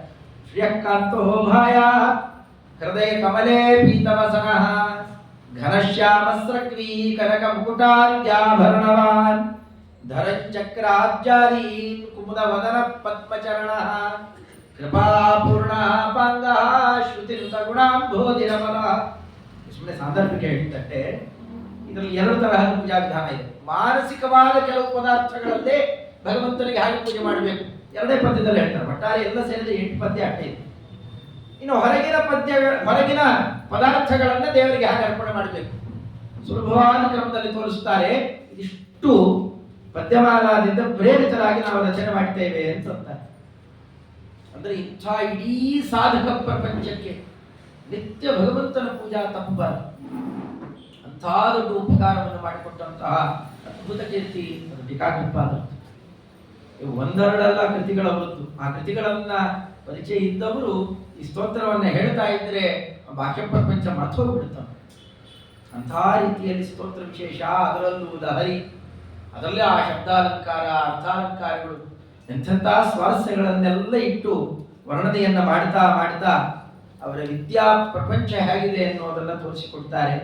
ಆ ಕ್ರಮದಲ್ಲಿ ವಿದ್ಯಾವಾರಿ ಇದು ಹೇಳಿಸ್ಬೇಕಾಯ್ತಲ್ಲ, ಉಳಿದಿದ್ದು ಮುಂದಿದ್ದು ವಿದ್ಯಾವಾರಿಯ ಷಡ್ಡ ಚಂಡ ಕಿರಣೋ ವಿದ್ಯಾಮಲಕ್ಷೋದಯತ್ ವಾದ್ಯಾರೀ ಕದಲೀ ಭಿಲಾಮರಕರಿ ಹೃದ್ಯಾತ್ಮ ಕೀರ್ತಿ ಕ್ರಮ ಪದ್ಯಾಬೋಧತೇರ್ವಿನಮ್ರ ಸುರರಾಟ್ ಉದ್ಯಾನ ಭೂಮಿರುಹ ದದ್ಯಾತ್ ಶ್ರೀ ಜಯತೀರ್ಥರಾಟ್ ಧಿಯಮುತಾ ವದ್ಯಾನಿ ಭಿದ್ಯಾನ್ ಮಮ. ಇಲ್ಲಿ ದ್ಯಾ ಅನ್ನುವ ಅಕ್ಷರ ಲಹರಿಯಾಗಿ ಬಂದಿದೆ. ಪ್ರತಿ ಪಾದಕ್ಕೆ 2 ಬಾರಿ ಮತ್ತೆ ಕೇಳಿಸ್ತಾ ಇರಬೇಕು. ವಿದ್ಯಾವಾರಿಜ ಷಂಡ ಚಂಡ ಕಿರಣೋ ವಿದ್ಯಾಮದಕ್ಷೋದಯತ್ ವಾದ್ಯಾನಿ ಕದನಿ. ಈಗ ಮೇಲಿಂದ ಮೇಲೆ ಕೇಳ್ತಾ ಬರುತ್ತೆ. ಟೀಕಾಕೃತ್ಪಾದರಲ್ಲಿ ಪ್ರಾರ್ಥನೆ ಮಾಡಿದ್ದಾರೆ, ನಮ್ಮಲ್ಲಿ ಅನಿಷ್ಟಗಳನ್ನೆಲ್ಲ ಕಳೆದುಬಿಟ್ಟು ಅವಧ್ಯಾನಿ ಭಿಂದ್ಯ, ಇದರ ಮೇಲೆ ನಮ್ಮ ಇಷ್ಟಗಳನ್ನೆಲ್ಲ ಪೂರೈಸಿ. ದೊಡ್ಡವರಲ್ಲೂ ಹೋಗಿದ್ದೇವೆ ನಿಜ, ಲೋ ಹೋಗ್ತಾ ಇದ್ವಿ, ಗುಲ್ಬರ್ಗದ ಹತ್ತಿರ ಹೋಗ್ತಾ ಇದ್ದಾಗ ಅಲ್ಲೆಲ್ಲೋ ಟೀಕಾಕೃತ್ಪಾದರು ಬಂದ, ಸರಿ ನಡಿ ನಿಲ್ಸಿದ್ರು, ಕರ್ಕೊಂಡು ಹೊರಟು ನಿಲ್ಸುದು. ಇದ್ದಕ್ಕಿದ್ದಾಗೆ ದರ್ಶನ ಆಗೋದು, ಏನ್ ಕೇಳ್ಕೋಬೇಕು ಅವ್ರನ್ನ? ಯಾರಿದು ಏನಿದು? ಹೀಗೆ, ಹೌದಾ, ಒಳ್ಳೆ ಇಷ್ಟ ಹೇಳಿ ಕರ್ಕೊಂಡು ಹೋಗೋದಾ? ಅಲ್ಲಿ ತನಕ ಹೋಗೋದಾ? ಹಾಗೆಲ್ಲ ಶ್ಲಾಘನೆ ಮಾಡ್ಲಿಕ್ಕೆಲ್ಲ ಹೋಗೋದು. ಅವ್ರು ಯಾರು ಏನು ಏನಂತ ಬೇಡಬೇಕು ಗೊತ್ತಿಲ್ಲದೆ ಇದ್ದವರಿಗೆ ದೊಡ್ಡವರು ಹೇಳ್ಕೊಡ್ತಾರೆ. ಅದಕ್ಕೆ ಕಡೆಗೆ ಏನ್ ಮಾಡ್ಬಿಟ್ಟಿರ್ತಾರ, ಒಂದು ಪದ್ಯ ಹಾಕಿರ್ತಾರೆ, ಇಷ್ಟನ್ನ ಕೇಳ್ಕೊಳ್ರಿ, ಬಂದಾಗ ಹಾಗೆ ನಡ್ಕೋಬೇಕು ಗೊತ್ತಿರೋಲ್ಲ, ಇದನ್ನು ಕೇಳ್ಕೊಳ್ರಿ. ಹಾಗೆ ಸ್ತೋತ್ರ ಕಾಲದಲ್ಲಿ ಅದನ್ನು ತೋರಿಸಿಕೊಡ್ತಾರೆ. ಶ್ರೀ ಜಯತೀರ್ಥರ ಟೀಕಾಕೃತ್ಪಾದರು ಜಯತೀರ್ಥರು ಅಂತನ್ನುವ ರಾಜರಲ್ಲಿ ನಾವೇನನ್ನು ಕೇಳಬೇಕು? ನಿಮ್ಗೇನು ಹೆಚ್ಚು ಕೇಳಿ ಗೊತ್ತಿಲ್ವಾ? ಇಷ್ಟನ್ನು ಕೇಳ್ಕೊಳ್ಳಿ. ಶ್ರೀ ಹರಿವಾಯು ಗುರುಗಳು ಇವರು ಎಲ್ಲೇ ಹೋದ್ರು ಎರಡನ್ನು ಕೇಳ್ಕೊಳ್ಳಿ. ನಮ್ಮ ಅನಿಷ್ಟಗಳನ್ನೆಲ್ಲ ಕಳೀರಿ, ಇಷ್ಟಗಳನ್ನ ಕೊಡ್ರಿ, ಇಷ್ಟೇ ಸಾಕು. ಕೇಳಲಿಕ್ಕೂ ಬಹಳ ಹೊತ್ತಾಗಲ್ಲ. ಕೇಳಿ ಉಳಿದಿದ್ದು ಅಂತ ಯಾವುದು ಇರಲ್ಲ. ಯಾವುದೋ ಒಂದು ಉಳ್ಕೊಂಡ್ಬಿಡ್ತಪ್ಪ ಈ ಸತ್ಯನಾರಾಯಣ ಪೂಜೆಯಲ್ಲಿ, ಇದೆಲ್ಲ ಮಾಡೋರು ಈಗೆಲ್ಲ ಯಾಕೆ ಮಾಡಿಸ್ತಾರೆ ಗೊತ್ತಿಲ್ಲ. ಸತ್ಯನಾರಾಯಣ ಪೂಜೆ ಅಂತ ಮನೆಯಲ್ಲಿ ಕರೆಸಿ ಮಾಡಿಸೋರು. ಮನೆಯಲ್ಲೆಲ್ಲ ಆದ್ಮೇಲೆ ಕಲಶ ಪೂಜಾ ಅಂತ ಎಲ್ಲ ಆಗಿ, ಪ್ರಸಾದ ಎಲ್ಲ ಆಗಿ, ಆಮೇಲೆ ಈ ಯಜಮಾನ್ರಿ ಯಾರ್ಯಾರು ಬಂದಿದ್ದಾರಲ್ಲ ಅವರಿಗೆಲ್ಲ ಪ್ರಾರ್ಥನೆ ಮಾಡಿಕೊಳ್ರಿ ಅಂತ. ಅದಕ್ಕೆ ಟೇಕ್ ಓವರ್ ಓಟ್ ಟೈಮ್, ನಿಮ್ದೇ ಟೈಮ್ ತಗೊಂಡು ಬಿಟ್ಬಿಡ್ತಾರ. ಇದು ಇದು ಏನೋ ಕೊಣಗ್ತಾ ಇರ್ತಾರೆ, ಎಲ್ಲ ಆದ್ಮೇಲೆ ಸ್ಮೃತ್ಯ ಎಲ್ಲ ಮುಗಿದೋಯ್ತು. ಆಮೇಲೆ ಪಾಪ ಯಾರೋ ಅಯ್ಯೋ ನಾವೇನೋ ಕೇಳ್ಕೊಳ್ಳೇ ಇಲ್ಲ, ಇನ್ನೊಂದು ಕೇಳ್ಬೇಕು, ಆಚಾರ್ಯ ಇವಾಗ ಕೇಳ್ಕೊಳ್ಬೋದಾ? ಯಾಕೆ ದೇವರು ಹೊಟ್ಟೋಗ್ಬಿಟ್ಟ ಅಲ್ಲಿಗೆ? ದೇವ್ರು ಇರೋದೇ ಇಲ್ಲ. ಮನೆಯಲ್ಲಿ ಪೂಜೆಯಲ್ಲೇ ಇಲ್ಲದೇನೆ ಯಾವತ್ತೋ ಒಮ್ಮೆ ಸತ್ಯನಾರಾಯಣ ಪೂಜೆ ಮಾಡಿಸ್ತಾರಲ್ಲ ಅಂತವ್ರ ಹಣೆ ಬರ ಅಲ್ಲ. ಅದು ಕೇಳಿದೆ, ಇದು ಕೇಳಿದೆ, ನಮ್ಗಳ ಪಟ್ಟಿ ಏನೇನು ಕೇಳಿದ್ರು ಅದು ಸಾಲದೆ ಸಾಲದು ಎಷ್ಟು ದಿವಸ ಕೇಳ್ಕೊತೀರಿ? ಅದು ಯಾವ್ದು ಪ್ರಯೋಜನಕ್ಕೆ ಬರೋಲ್ಲ. ನಿಜವಾಗಿಯೂ ಕೇಳಬೇಕು ಅಂತಿದ್ರೆ ಇಷ್ಟು ಕೇಳಿ ಸಾಕು. ಎಲ್ಲ ಅನಿಷ್ಟಗಳು ನಮಗೆ ಯಾವುದು ಬೇಡದೇ ಇದ್ದಿದ್ದಿದೆ, ನಮಗೆ ಕೆಡಕನ್ನು ಉಂಟು ಮಾಡೋದು ಯಾವುದಿದೆ? ಗುರುಗಳೇ, ಮುಖ್ಯ ಪ್ರಾಣದೇವರೇ, ಸಾಕ್ಷಾತ್ ಶ್ರೀಹರೇ, ಇಷ್ಟನ್ನೆಲ್ಲವನ್ನ ಕಳೆದು ಏನೇ ಇಷ್ಟಗಳು ನಮಗೇನು ಇಷ್ಟ ನಮಗೆ ಗೊತ್ತಾಗೋಲ್ಲ. ಈ ಪುಟ್ಟ ಮಕ್ಕಳು ಬಾಳೆಹಣ್ಣು, ಮಾವಿನ ಹಣ್ಣು, ದ್ರಾಕ್ಷಿ ಜಾಸ್ತಿ ತಿಂದು ಬಿಡ್ತಾರೆ. ಆ ತಾಯಿ ಬಡದು ತಪ್ಪಿಸ್ತಾಳೆ, ಸಾಕು ಹೋಗೋ, ಇವತ್ತು ಅಡ್ಡೆ ಸಾಕು, ನಾಳೆ ತಿನ್ನಿ. ಯಾವೆಲ್ಲ ಹಣ್ಣು ಗಿಣ್ಣು ಹೇಳಿದ್ರೆ ಅರ್ಥ ಆಗುತ್ತೋ ಇಲ್ಲೋ? ಈಗ ಐಸ್ ಕ್ರೀಮ್ ಅಂತ ಹೇಳಿದ್ರೆ ಗೊತ್ತಾಗುತ್ತೆ. ಯಥಾರ್ಥತ್ವ ತಿಂದುಬಿಟ್ಟೆ ತಪ್ಪಿಸ್ತಾರಲ್ಲ. ಒಳ್ಳೆ ಉದಾಹರಣೆ ಕೊಡ್ಲಿಕ್ಕೂ ಶಕ್ಯ ಇಲ್ಲ, ಇವತ್ತು ಪರಿಚಯವೇ ಇಲ್ಲ. ಕೆಟ್ಟ ಉದಾಹರಣೆ ಕೊಡ್ಬೇಕಲ್ಲ, ಇವತ್ತು ಅಂತ ಪರಿಸ್ಥಿತಿ ಬಂದಿದ್ದೇವೆ. ಅಂದಮೇಲೆ ಆ ಕ್ರಮದಲ್ಲಿ ಕೆಟ್ಟದ್ದನ್ನ ಯಾವುದು ಒಳ್ಳೆದ್ದು ಯಾವುದು ಅಂತ ಪರಿಚಯವೂ ಇಲ್ಲದೆ ಇರುವ ಸ್ಥಿತಿಯಲ್ಲಿದ್ದಾಗ ಅವರಿಗೆ ಬಿಟ್ಟು ಬಿಟ್ರೆ, ಹರಿವಾಯು ಗುರುಗಳ ಜವಾಬ್ದಾರಿ ಬಿಟ್ಟು ಬಿಟ್ರೆ, ನಮಗೆ ಕೆಟ್ಟದ್ದು ಯಾವುದು ಗೊತ್ತಿಲ್ಲ, ನಿಮಗೆ ಗೊತ್ತಲ್ಲ, ಕಳಿ. ಒಳ್ಳೆದ್ದು ಯಾವುದು ನಮಗ್ ಗೊತ್ತಿಲ್ಲ, ನಿಮಗ್ ಗೊತ್ತಲ್ಲ, ಅಷ್ಟು ಕೊಡಿ. ಭಗವಂತನ ಗದಿಗೆ ಹರಿ ಅಂತ ಹೆಸರು. ಅಶೇಷಾಮ್ನಾಯ ಸ್ಮೃತಿ ಹೃದಯ ದೀಪ್ತಾಯ ಹರಯೇ ಅಂತ ಟೀಕಾಕೃತ್ಪಾದರು ಹರಿ ಅಂತ. ಅದು ಬಹಳ ವಿಚಿತ್ರ ಅಂತಂದ್ರೆ ವಿಶೇಷವಾಚಕ ಶಬ್ದ ಅದೇನೆ, ಹರಿ ಅಂತಾನೆ. ಶ್ರೀಯಪ್ಪತ್ತಿ ಅನ್ನೋದು ವಿಶೇಷಣನೇ. ಭಗವಂತನನ್ನ ಹರಿ ಅಂತ ಕರು. ಯಾಕೆ ಅಂದ್ರೆ ನಮಗೇನ್ ಬೇಡವೋ ಅದನ್ನ ಹರಿತಾನೆ, ನಮಗೇನ್ ಬೇಕೋ ಅದನ್ನ ಹರಿಸ್ತಾನೆ. ಅದಕ್ಕೆ ಅವನ ಹರತಿ ಪಾಪನ. ನಾ ಹೇಳೋದಲ್ಲ, ಇದು ಮಂತ್ರಾಲಯ ಪ್ರಭುಗಳು ಹೇಳಿದ್ದು. ಸಂಸ್ಕೃತದಲ್ಲೂ ಅಪಹರತಿ ಆಹರತಿ ಎರಡು ಅರ್ಥ ಇಟ್ಕೊಟ್ರೆ, ಎರಡು ಉಪಸರ್ಗ, ಅಪ ಅಂತಂದು ಆಂಗ್ ಅಂತ ಎರಡು ಉಪಸರ್ಗ ಸೇರಿಸಿದ್ರೆ ಅಪಹರತಿ, ಏನ್ ಬೇಕೋ ಅಪಹರಣ ಮಾಡ್ತಾನೆ, ಏನ್ ಬೇಕೋ ಆಹರತಿ ಎಲ್ಲೆಲ್ಲಿದೆಯೋ ತಂದು ಕೊಡ್ತಾನೆ. ಅದಕ್ಕೆ ಅವರ ಹರಿ ಇತ್ತದು. ಅದು ಕಷ್ಟವಾ. ಶ್ರೀ ಹರಯೇ ನಮಃ ನಿತ್ಯ ಅಟ್ಟ ಹೇಳ್ತಾ ಇದ್ರೆ ಸಾಕು, ಅದಕ್ಕಿಂತ ಮಂತ್ರ ಇನ್ನೊಂದಿಲ್ಲ. ಶ್ರೀಮದ್ ಮಧ್ವಮತೆ ಹರಿ ಪರತರ ಸತ್ಯಂ. ಒಂದ್ಸತಿ ಹರಿ ಅಂತ ಹೇಳಿಲ್ಲ ಅಲ್ಲಿ. ಅಲ್ಲೂ ಕೂಡ ಏನ್ ಹೇಳ್ತಾರೆ? ಅಕ್ಷಾದಿತ್ರತಯಂ ಪ್ರಮಾಣಮಖಿಲಾಂ ನಾಯೈಕ ವೇದ್ಯೋ ಹರಿ ಹರಿ. ಶುರು ಮಾಡೋದು ನಿಲ್ಲಿಸೋದು ಎಲ್ಲ ಹರಿ ಹರಿ ಹರಿ ನಿತ್ಯ ಅಷ್ಟನ್ನು ಹೇಳ್ತಾ ಇದ್ದಾರೆ. ನಾಮಸ್ಮರಣ ಸಂಧಿಯಲ್ಲಿ ಹೇಳ್ತಾರೆ, ಜಗನ್ನಾಥದಾಸರೇ ಪತ್ರಾವಳಿಯಲ್ಲಾಗಲಿ ಎಲ್ಲ ಹೇಳ್ತಾ ಇದ್ದಾರೆ. ಆ ಶಬ್ದದ ಅರ್ಥ ನಿರ್ವಚನ ಮಾಡಿ ಅವರು ತೋರಿಸಿದ್ದಾರೆ. ಪ್ರತಿಯೊಬ್ಬರಿಗೂ ನಿಮಗೆ ಏನು ನೆನಪಾಗಿಲ್ವಾ, ಯಾವುದು ಇಲ್ವಾ, ಇಷ್ಟು ಹೇಳ್ತಾ ಇರ್ರಿ ಅಂತ ಟೀಕಾಕೃತ್ಪಾದ ಕೊಟ್ಟಿದ್ದು. ಶ್ರೀ ಹರಯೇ ನಮಃ ಇಷ್ಟು ಹೇಳ್ತಾ ಇರಿ. ಇದಕ್ಕಿಂತ ದೊಡ್ಡ ಮಂತ್ರ ಇನ್ನೊಂದಿಲ್ಲೇ ಇಲ್ಲ. ನಾವು ಇದನ್ನು ಬಾಯಲ್ಲಿ ಮಾಡಬೇಕು, ಮತ್ತೊಬ್ಬರಿಗೂ ಕೊಡಬೇಕು. ಇದು ನೈಜ ಉಪಾಯ, ನಿಜವಾಗಿ ಹುಡುಗರೆ. ಅಂಥ ಕ್ರಮದಿಂದಾಗಿ ಅಲ್ಲಿ ತೋರಿಸಿಕೊಟ್ಟಿದ್ದನ್ನ ಇಲ್ಲೆಲ್ಲ ಒಟ್ಟಿಗೆ ಸಂಗ್ರಹ ಮಾಡಿದ್ದಾರೆ. ಅಂತಹ ಅಭಿಂದ್ಯ ಭಿಂದ್ಯ ಧಿಯಮುತ ವದ್ಯಾನ ಭಿಂದ್ಯಾನ್ಮಮ, ಎಲ್ಲ ಅನಿಷ್ಟಗಳನ್ನ ಕಳಿ ನಮ್ಮ ಇಷ್ಟಗಳನ್ನೆಲ್ಲ ಕೊಡಲಿ. ಇಷ್ಟಗಳಲ್ಲೂ ಅತ್ಯುತ್ತಮವಾದದ್ದು ಯಾವುದು ನಮಗೆಲ್ಲ ಕೊಡೋದು? ಒಳ್ಳೆ ತತ್ವಜ್ಞಾನ. ಗುರುಗಳಲ್ಲಿ ಹೋಗಿ ನಾವು ಕೇಳ್ಕೋಬೇಕಾದದ್ದು ಏನನ್ನ? ನಮ್ಮ ಮನೆ ಕೊಡಿ, ಮಠ ಕೊಡಿ, ಅದು ಕೂಡ ಬೇರೆ ಇದ್ದಾರೆ, ಹೋಗಪ್ಪ ಆ ಕಡೆಗೆ. ಅವನು ಗುರುಗಳು ಉಪಾಸನೆ ಮಾಡಿದ ಮೇಲೆ ಏನ್ ಕೇಳ್ಬೇಕು? ಅವರನ್ನ ತತ್ವಜ್ಞಾನ ಕೇಳ್ಬೇಕು ಅವರನ್ನ. ಅದನ್ನು ಕೇಳಲಿಕ್ಕೆ ಅಂತ ವಿದ್ಯಾ ವರ್ಚಸ್ಸನ್ನ ವರ್ಣನೆ ಮಾಡಿದ್ದಾರೆ. ವಿದ್ಯಾವಾರಿಜ ಷಂಡ ಚಂಡ ಕಿರಣ. ವಿದ್ಯೆಯನ್ನ ಆ ಕಾಲಕ್ಕಿದ್ದಂತಹ ವ್ಯಾಕರಣ ಆಗಲಿ, ಛಂದಸ್ಸು, ನಿರುಕ್ತ, ಜ್ಯೋತಿಷ ಮುಂತಾದ ಅಂಗಸಹಿತವಾದಂತಹ ಮೀಮಾಂಸಾ ತ್ರಯಗರ್ಭಿತವಾದಂತಹ ಬ್ರಹ್ಮಮೀಮಾಂಸಾದಿ ಶಾಸ್ತ್ರಗಳೇನಿದೆ, ಬ್ರಹ್ಮತರ್ಕಾದಿ ವಿದ್ಯೆ ಏನಿದೆ, ಅದು ಅವರು ಬರೋ ತನಕ ಹೇಗೆ ಅರಳೋದು, ನಾವು ಅರಳಿ ಪ್ರಯೋಜನ ಏನು ಅಂತ ಮುದುಡು ಕೊಟ್ಟು ಕೂತಿದ್ರು. ಕಮಲ ರಾತ್ರಿ ಹೊತ್ತು ಅರಳಲ್ಲ. ನಾನು ಅರಳಿದ್ರೆ ಯಾರು ನೋಡ್ತಾರೆ ನನ್ನ ಸೌಂದರ್ಯ, ಕತ್ತಲಿದೆ ಅರಳಲ್ಲ ಅಂತ ಮುದುಡು ಕೊಟ್ಟು ಕೂತಿರತ್ತೆ. ಅದೇ ಸೂರ್ಯ ಬಂದ ತಕ್ಷಣ ಅರಳತ್ತೆ. ಯಾಕೆ? ಬೆಳಕಿದೆ, ನಾನು ನೋಡ್ತಾರೆ ಯಾರು. ಹಾಗೆ ವಿದ್ಯೆ ಮುದುಡ್ಕೊಂಡು ಕೂತಿರುತ್ತೆ. ಯಾರು ಬಳಕೆ ಮಾಡ್ತಾರೆ? ನಮ್ಮನ್ನ ಅಪಮಾನ ಮಾಡ್ತಾರೆ ಅಂತ ಮುದುಡ್ಕೊಂಡು ಕೂತಿರುತ್ತೆ. ಅದೇ ಟೀಕಾಕೃತ್ಪಾದರು ಯಾವಾಗ ಅದನ್ನು ಅರಳಿಸಲಿಕ್ಕೆ ಅಂತ ಚಂಡಕಿರಣ ಒಳ್ಳೆ ಆ ಸೂರ್ಯನಂತೆ ಬಂದರಲ್ಲ, ವಿದ್ಯಾ ವಾರಿಗೆ ಷಂಡ, ವಿದ್ಯಾ ಅನ್ನುವ ವಾರಿಗೆ ಕಮಲದ ಷಂಡ ಅಂದ್ರೆ ಸಮುದಾಯ ಅರಳಿ ನಿಂತ್ಕೊಳ್ತು. ಅಂದ್ರೆ ಯಾವ ವಿದ್ಯೆ ಬೇಕು ಅಂತಿದ್ರು ಕೂಡ ಟೀಕಾಕೃತ್ಪಾದರ ಸ್ಮರಣೆ ಮಾಡ್ತಾ ಇದ್ರೆ ನಿಮಗೆಲ್ಲ ದೊರೆಯುತ್ತೆ. ವಿಜೇಂದ್ರ ಸ್ವಾಮಿಗಳವರು ತಮ್ಮ ಜೀವನದಲ್ಲಿ ಅದನ್ನು ತೋರಿಸಿಕೊಟ್ಟಿದ್ದಾರೆ. ಮಾತಾಡಬೇಕಾಗಿದ್ದರೆಲ್ಲ ಟೀಕಾಕೃತ್ಪಾದರ ಸ್ಮರಣೆ ಮಾಡ್ತಾರೆ. ಪ್ರತಿ ಗ್ರಂಥದಲ್ಲಿ ಯಸ್ಯ ವಾಕ್ ಕಾಮಧೇನುರ್ನಃ ಕಾಮಿತಾರ್ಥಾನ್ ಪ್ರಯಚ್ಛತಿ.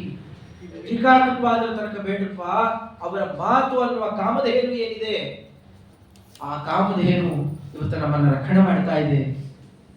ವಾಸ್ತವಿಕವಾಗಿ ಟೀಕಾಕೃತ್ಪಾದರನ್ನ ಕಾಮಧೇನು ಅಂತ ವೇದವ್ಯಾಸ ದೇವರು ಚಿತ್ರಣ ಮಾಡಿರೋದು. ಶ್ರೀಮುಷ್ಟ ಮಹಾತ್ಮೆಯಲ್ಲಿ ಈ ಮಾತಿದೆ. ಈ ಸಿದ್ಧಾಂತವನ್ನ, ವ್ಯಾಸ ಸಿದ್ಧಾಂತವನ್ನ, ವೇದವ್ಯಾಸ ದೇವರ ನೈಜ ಅಭಿಪ್ರಾಯವನ್ನ ಮುಂದೆ ಯಾರು ಅರಳಿಸ್ತಾರೆ ಈ 28ನೇ ಕಲಿಯುಗದಲ್ಲಿ ಅಂತ ಕೇಳಿದಾಗ ಶ್ರೀಮುಷ್ಟ ಮಹಾತ್ಮೆಯಲ್ಲಿ ಈ ಪದ್ಯ ಬಂದಿದೆ. ಮುನಿತ್ರಯರ ಚಿತ್ರಣ ಮಾಡ್ತಾರೆ. ಶ್ರೀಮಧ್ವ ಕಲ್ಪವೃಕ್ಷಸ್ತು ಜಯಾರ್ಯ ಕಾಮಧುಕ್ ಸ್ಮೃತಃ ಚಿಂತಾಮಣಿಸ್ತು ವ್ಯಾಸಾರ್ಯ ಮುನಿತ್ರಯ ಮುದಾಹೃತಂ. ಇದು ನಿರಂತರ ನಾವು ಸ್ಮರಣೆ ಮಾಡ್ತಾ ಇರ್ಬೇಕು. ಸುಮ್ಮನೆ ಯಾವುದೋ ಒಂದು ಕಾಲಕ್ಕೆ ಹೇಳಿ ಹೋಗಿದ್ದಲ್ಲ, ಇಷ್ಟು ದೊಡ್ಡ ಉಪಕಾರ ಇದೆ ಅನ್ನೋದನ್ನ ಮತ್ತೊಬ್ಬ ಜ್ಞಾನಿಗಳ ಪರಂಪರೆಯಲ್ಲಿ ಬಂದವರು ತಿಳಿಸ್ತಾರೆ. ವಿದ್ಯಾ ಶ್ರೀನಿವಾಸ ತೀರ್ಥರು ಅಂತ ಮಹಾನುಭಾವರು ಅವರವರು ಶಿಷ್ಯರಿಗೆ ಉಪದೇಶ ಮಾಡ್ತಾ ಇದ್ರಂತೆ. ನೋಡಪ್ಪ, ಈ ಮೂವರನ್ನ ನಿರಂತರ ಚಿಂತನೆ ಮಾಡ್ತಾ ಇರು, ನಿನಗೆ ಯಾವ ಕೊರತೆ ಬರಲ್ಲ. ನಾನಾ ತರಹದ ವಾದಗಳಿದ್ದಾವೆ ಇವತ್ತು. ಯಾರಾದ್ರೂ ಬಂದು ಏನೇನಾರು ಪ್ರಶ್ನೆ ಕೇಳಿದ್ರೆ ನಮ್ಮ ಗೀತೆಯ ಬಗ್ಗೆ, ರಾಮನ ಬಗ್ಗೆ, ಕೃಷ್ಣನ ಬಗ್ಗೆ, ಮಾಂಸ ತಿಂತಾ ಇದ್ರು ಅಂತಾರೆ, ಅವರು ಏನೇನೋ ಪಾನ ಮಾಡ್ತಾ ಇದ್ರು ಅಂತಾರೆ. ಏನ್ರಿ ಅದು ಎಷ್ಟು ಹೆಣ್ಣನ್ನು ಭವಿಸಿದ್ರು ಕೃಷ್ಣನಿಗೆ ಸಾಕಾಗಲೇ ಇಲ್ವಾ? ಬಾಲ್ಯದಲ್ಲಿ ಎಷ್ಟು ಗೋಪಿಕಾಸ್ತ್ರೀಯರ ಜೊತೆಯಲ್ಲಿ ಎಲ್ಲ ಮದುವೆ ಆಗಿದ್ದ ಹೆಣ್ಮಕ್ಳನ್ನು ಕೆಡಿಸ್ಬಿಟ್ಟ.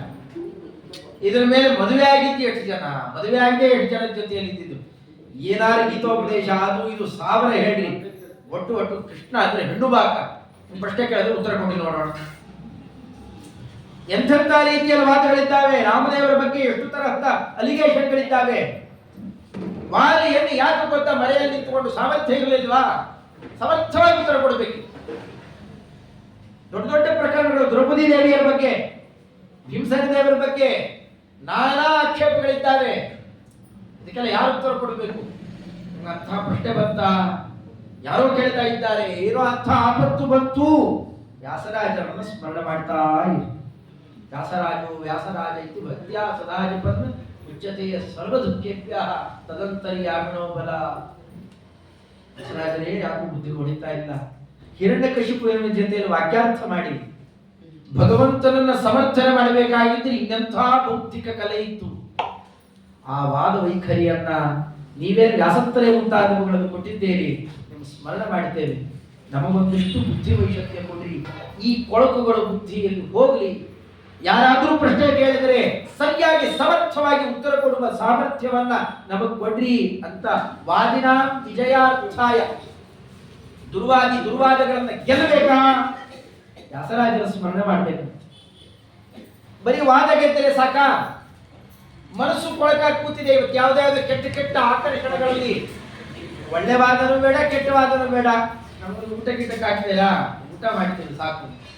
ವಾದ ಗೀದ ಕಟ್ಕೊಂಡು ಏನ್ ಮಾಡ್ಬೇಕ್ರಿ? ಯಾರು ಬೇಕಾದ್ರೆ ಅನ್ಕೊಳ್ಳಿ ಅನ್ನೋದ್ರಿಂದ ಏನಾರು ಬದಲಾಗುತ್ತೋ? ಇವೆಲ್ಲ ಇವತ್ತಿನ ವಿಚಾರ ಇದೆ. ನೀವು ಏನಾರು ಅಂದ್ರೆ ಮಹಾಭಾರತ ಬದಲಾಗಲ್ಲ. ನೀವು ಒಳ್ಳೇದು ಹೊಗಳಿದ್ರು ಬದಲಾಗಲ್ಲ, ಅಂತ ತಗೊಳಿದ್ರು ಬದಲಾಗಲ್ಲ. ಹಾಗಾಗಿ ಯಾಕೆ ಹೇಳ್ಬೇಕು? ಸುಮ್ಮನೆ ಯಾವತ್ತಾವತ್ತು ನಮ್ಗೆ ಊಟ ಬೇಕಟ್ಟೆ, ಊಟ ಮಾಡಿಕೊಂಡಿರೋಣ ಅನ್ನೋ ಜನನೂ ಇದ್ದಾರೆ. ನಾವು ಅಂಥವ್ರ ಜೊತೆ ಸೇರಿದಾಗ ತಿನ್ನೋ ಆಹಾರ, ಅವ ಸಹವಾಸ ಇಲ್ಲ, ನಮ್ಮ ಬುದ್ಧಿ ಕೆಟ್ಟು ಹೋಗುತ್ತೆ. ಯಾವ ಒಳ್ಳೆದ್ದು ಕೆಟ್ಟದ್ದು ಆ ವಿಚಾರಧಾರೆ ದೇವರು ದಿಂದ್ರು ಯಾಕಪ್ಪ? ನಮಗೇ ಬೇಕಾದ ಕಟ್ಟಗಳಿದ್ದಾವೆ, ಅಲ್ಲಿ ಯಾಕೆ ಬುದ್ಧಿ ಹಾಕ್ಬೇಕು? ಬುದ್ಧಿಯೇ ಹೋಗಲ್ಲ. ಅದು ಇಲ್ಲೇ ತಿರುಗ್ತಾ ಇರುತ್ತೆ ಸಾಂಸಾರಿಕ ವಿಷಯಗಳಲ್ಲಿ, ಸಂಸಾರದಲ್ಲೇ ಬಿದ್ದಿರ್ತಾರೆ ಕಡೆ. ಅದು ದೂರಾಗಿ ಭಗವದ್ ವ್ಯಾಪಾರದಲ್ಲಿ ಮನಸ್ಸು ಹೋಗ್ಬೇಕಾಗಿದ್ರೆ, ಮನಸ್ಸು ಇಂದ್ರಿಯಗಳು ಶುದ್ಧ ಆಗ್ಬೇಕಲ್ಲ. ಕೆಟ್ಟ ಕೆಟ್ಟ ಕಡೆ ಹೋಗ್ತಾ ಇದೆ, ಅದು ತಡೆ ಹಿಡಿಬೇಕಾ? ಮನಸ್ಸೋ ಜಯಾರ್ಥ, ಮನಸ್ಸು ಗೆಲ್ಲಬೇಕು ಅಂತಂದ್ರೆ ಟೀಕಾಕೃತ್ಪಾದರ ಸ್ಮರಣೆ ಮಾಡಬೇಕು. ಟೀಕಾಕೃತ್ಪಾದರನ್ನ ನೆನೆಸಿಕೊಳ್ಳಿ, ಇಂದ್ರಿಯ ನಿಗ್ರಹ ಬರುತ್ತೆ.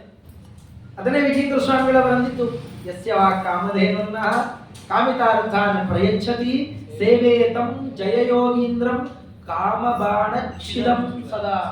ಎಲ್ಲಾ ಇಂದ್ರಿಯಗಳ ಮೂಲಕ ಅಂತಃಕರಣದಲ್ಲಿರುವಂತಹ ಅನಾದ್ಯ ವಿದ್ಯಾ ಕಾಮ ಏನಿದೆ ಅದು ಹೋಗ್ಬೇಕಾ? ಟೀಕಾಕೃತ್ಪಾದರನ್ನು ಹಿಡೀರಿ. ಅವರನ್ನು ಹಿಡಿದ್ರು, ಇವರಿಬ್ಬರನ್ನು ಹಿಡಿದ್ರು ಇನ್ನೊಂದು ಹೋಗಕ್ಕೆ ಸಾಧ್ಯ ಇಲ್ಲ. ಕಲಿಯನ್ನ ಗೆಲ್ಲಬೇಕಾ? ಇವೆಲ್ಲ ಮನಸ್ಸು ಒಳ್ಳೆಯದ್ದು ಮಾಡಿಕೊಂಡು ಕೂತಿದ್ದೇವೆ, ಒಳ್ಳೆ ವಿಚಾರ ಸಿಗಲೇ ಇಲ್ಲ ಅಂದ್ರೆ ಏನ್ ಮಾಡಬೇಕು? ವಿಚಾರಧಾರೆ, ಮನಸ್ಸು ಗಿರಸು ಎಲ್ಲ ಇದೆ, ಕಲಿಯನ್ನೇ ಗೆಲ್ಲಿಲ್ಲ ಅಂತಂದ್ರೆ ಅವೆಲ್ಲ ದುರ್ವಿನಿಯೋಗ ಆಗೋಗುತ್ತೆ. ಅದನ್ನು ಗೆಲ್ಲಕ್ಕೆ ಇವರು ಯಾರನ್ನ ಹಿಡಿದ್ರು ಆಗೋಲ್ಲ. ಅದಕ್ಕೆ ಒಬ್ಬರೇ, ಅದಕ್ಕಿರೋ ಒಂದೇ ಒಂದು ದಂಡ ಅಂದ್ರೆ ಮುಖ್ಯ ಪ್ರಾಣಿದೇವರು ಮಧ್ವರಾಯ. ಕಲೆ ಜಯಾರ್ಥಂ ಮಧ್ವಾರ್ಯ ಮನಸಃ ಜಯಾರ್ಯ ಮನಸಸ್ತಥಾ ವಾದಿನಾಂ ವಿಜಯಾರ್ಥಾಯ ಸೇವ್ಯ ಮುನಿತ್ರಯಂ. ಈ ಮೂರೂ ಜನರನ್ನ ನಿರಂತರ ಸೇವೆ ಮಾಡ್ತಾ ಇದ್ವಿ. ವ್ಯಾಸಾರ್ಯ ಸೇವ್ಯತಾಂ ಸದಾ. ಇದನ್ನಲ್ಲಿ ಅವರು ಚಿತ್ರಣ ಮಾಡಿಕೊಡ್ತಾರೆ. ಅವರ ಆಕಾರ ಏನು, ಈ ಮುನಿತ್ರಯರ ಆಕಾರ ಹೇಗೆ ಚಿತ್ರಣ ಮಾಡಬೇಕು, ಗೋಪಕೃಷ್ಣನ ಪೂಜೆ ಇರುತ್ತ ಆಚಾರ್ಯರನ್ನ ಹೇಗೆ ಚಿಂತನೆ ಮಾಡ್ಬೇಕಂತೆ, ನಿರಂತರ ಗೋಪಾಲ ಕಟ್ಟದೇವರಿಗೆ ಪೂಜೆ ಮಾಡ್ತಾ ಇರೋ ಆಕಾರ ಚಿಂತನೆ ಮಾಡ್ಬೇಕಂತೆ. ಟೀಕಾಕೃತ್ಪಾದರು ಹೇಳಿ ಕುತ್ಕೊಂಡು ವ್ಯಾಖ್ಯಾನ ಮಾಡ್ತಾ ಇದ್ದಾರಲ್ಲ, ಆ ವ್ಯಾಖ್ಯಾನ ಮುದ್ರಾವನ್ನ ಚಿಂತನೆ ಮಾಡ್ಬೇಕು. ವ್ಯಾಸರಾಜರೇ ಹಾಗಿದ್ದಾರೆ, ಸಿಂಹಾಸನಸ್ಥಂ ವ್ಯಾಸಾರ್ಯಂ ಸ್ಮೃತ್ವ ಕಷ್ಟಾವಸ್ತರಿಷ್ಯಸಿ. ಸಿಂಹಾಸನದಲ್ಲಿ ಕೂತು, ವಿದ್ಯಾ ಕರ್ನಾಟಕ ಎರಡೂ ಸಿಂಹಾಸನದಲ್ಲಿ ಕೂತು ಎರಡೂ ವ್ಯವಸ್ಥೆ ಮಾಡ್ತಾ ಇರುವ ಚಿತ್ರಣ ಮಾಡಿದರೆ ನಿಮಗೆ ಯಾವ ಚಿಂತೆಯೂ ಇರೋದು. ಇದೆಲ್ಲ ಚಿತ್ರಣ ಮಾಡ್ತಾರೆ. ಅವರಿಗೆ ಚಿಂತಾಮಣಿ ವ್ಯಾಸರಾಜರನ್ನ ಯಾಕೆ ಕರೀತಾರೆ? ಚಿಂತಾಂ ನಾಶಯತೆ ಯಸ್ಮಾತ್ ಚಿಂತಿತಂ ಪ್ರದದಾತಿ ಚ.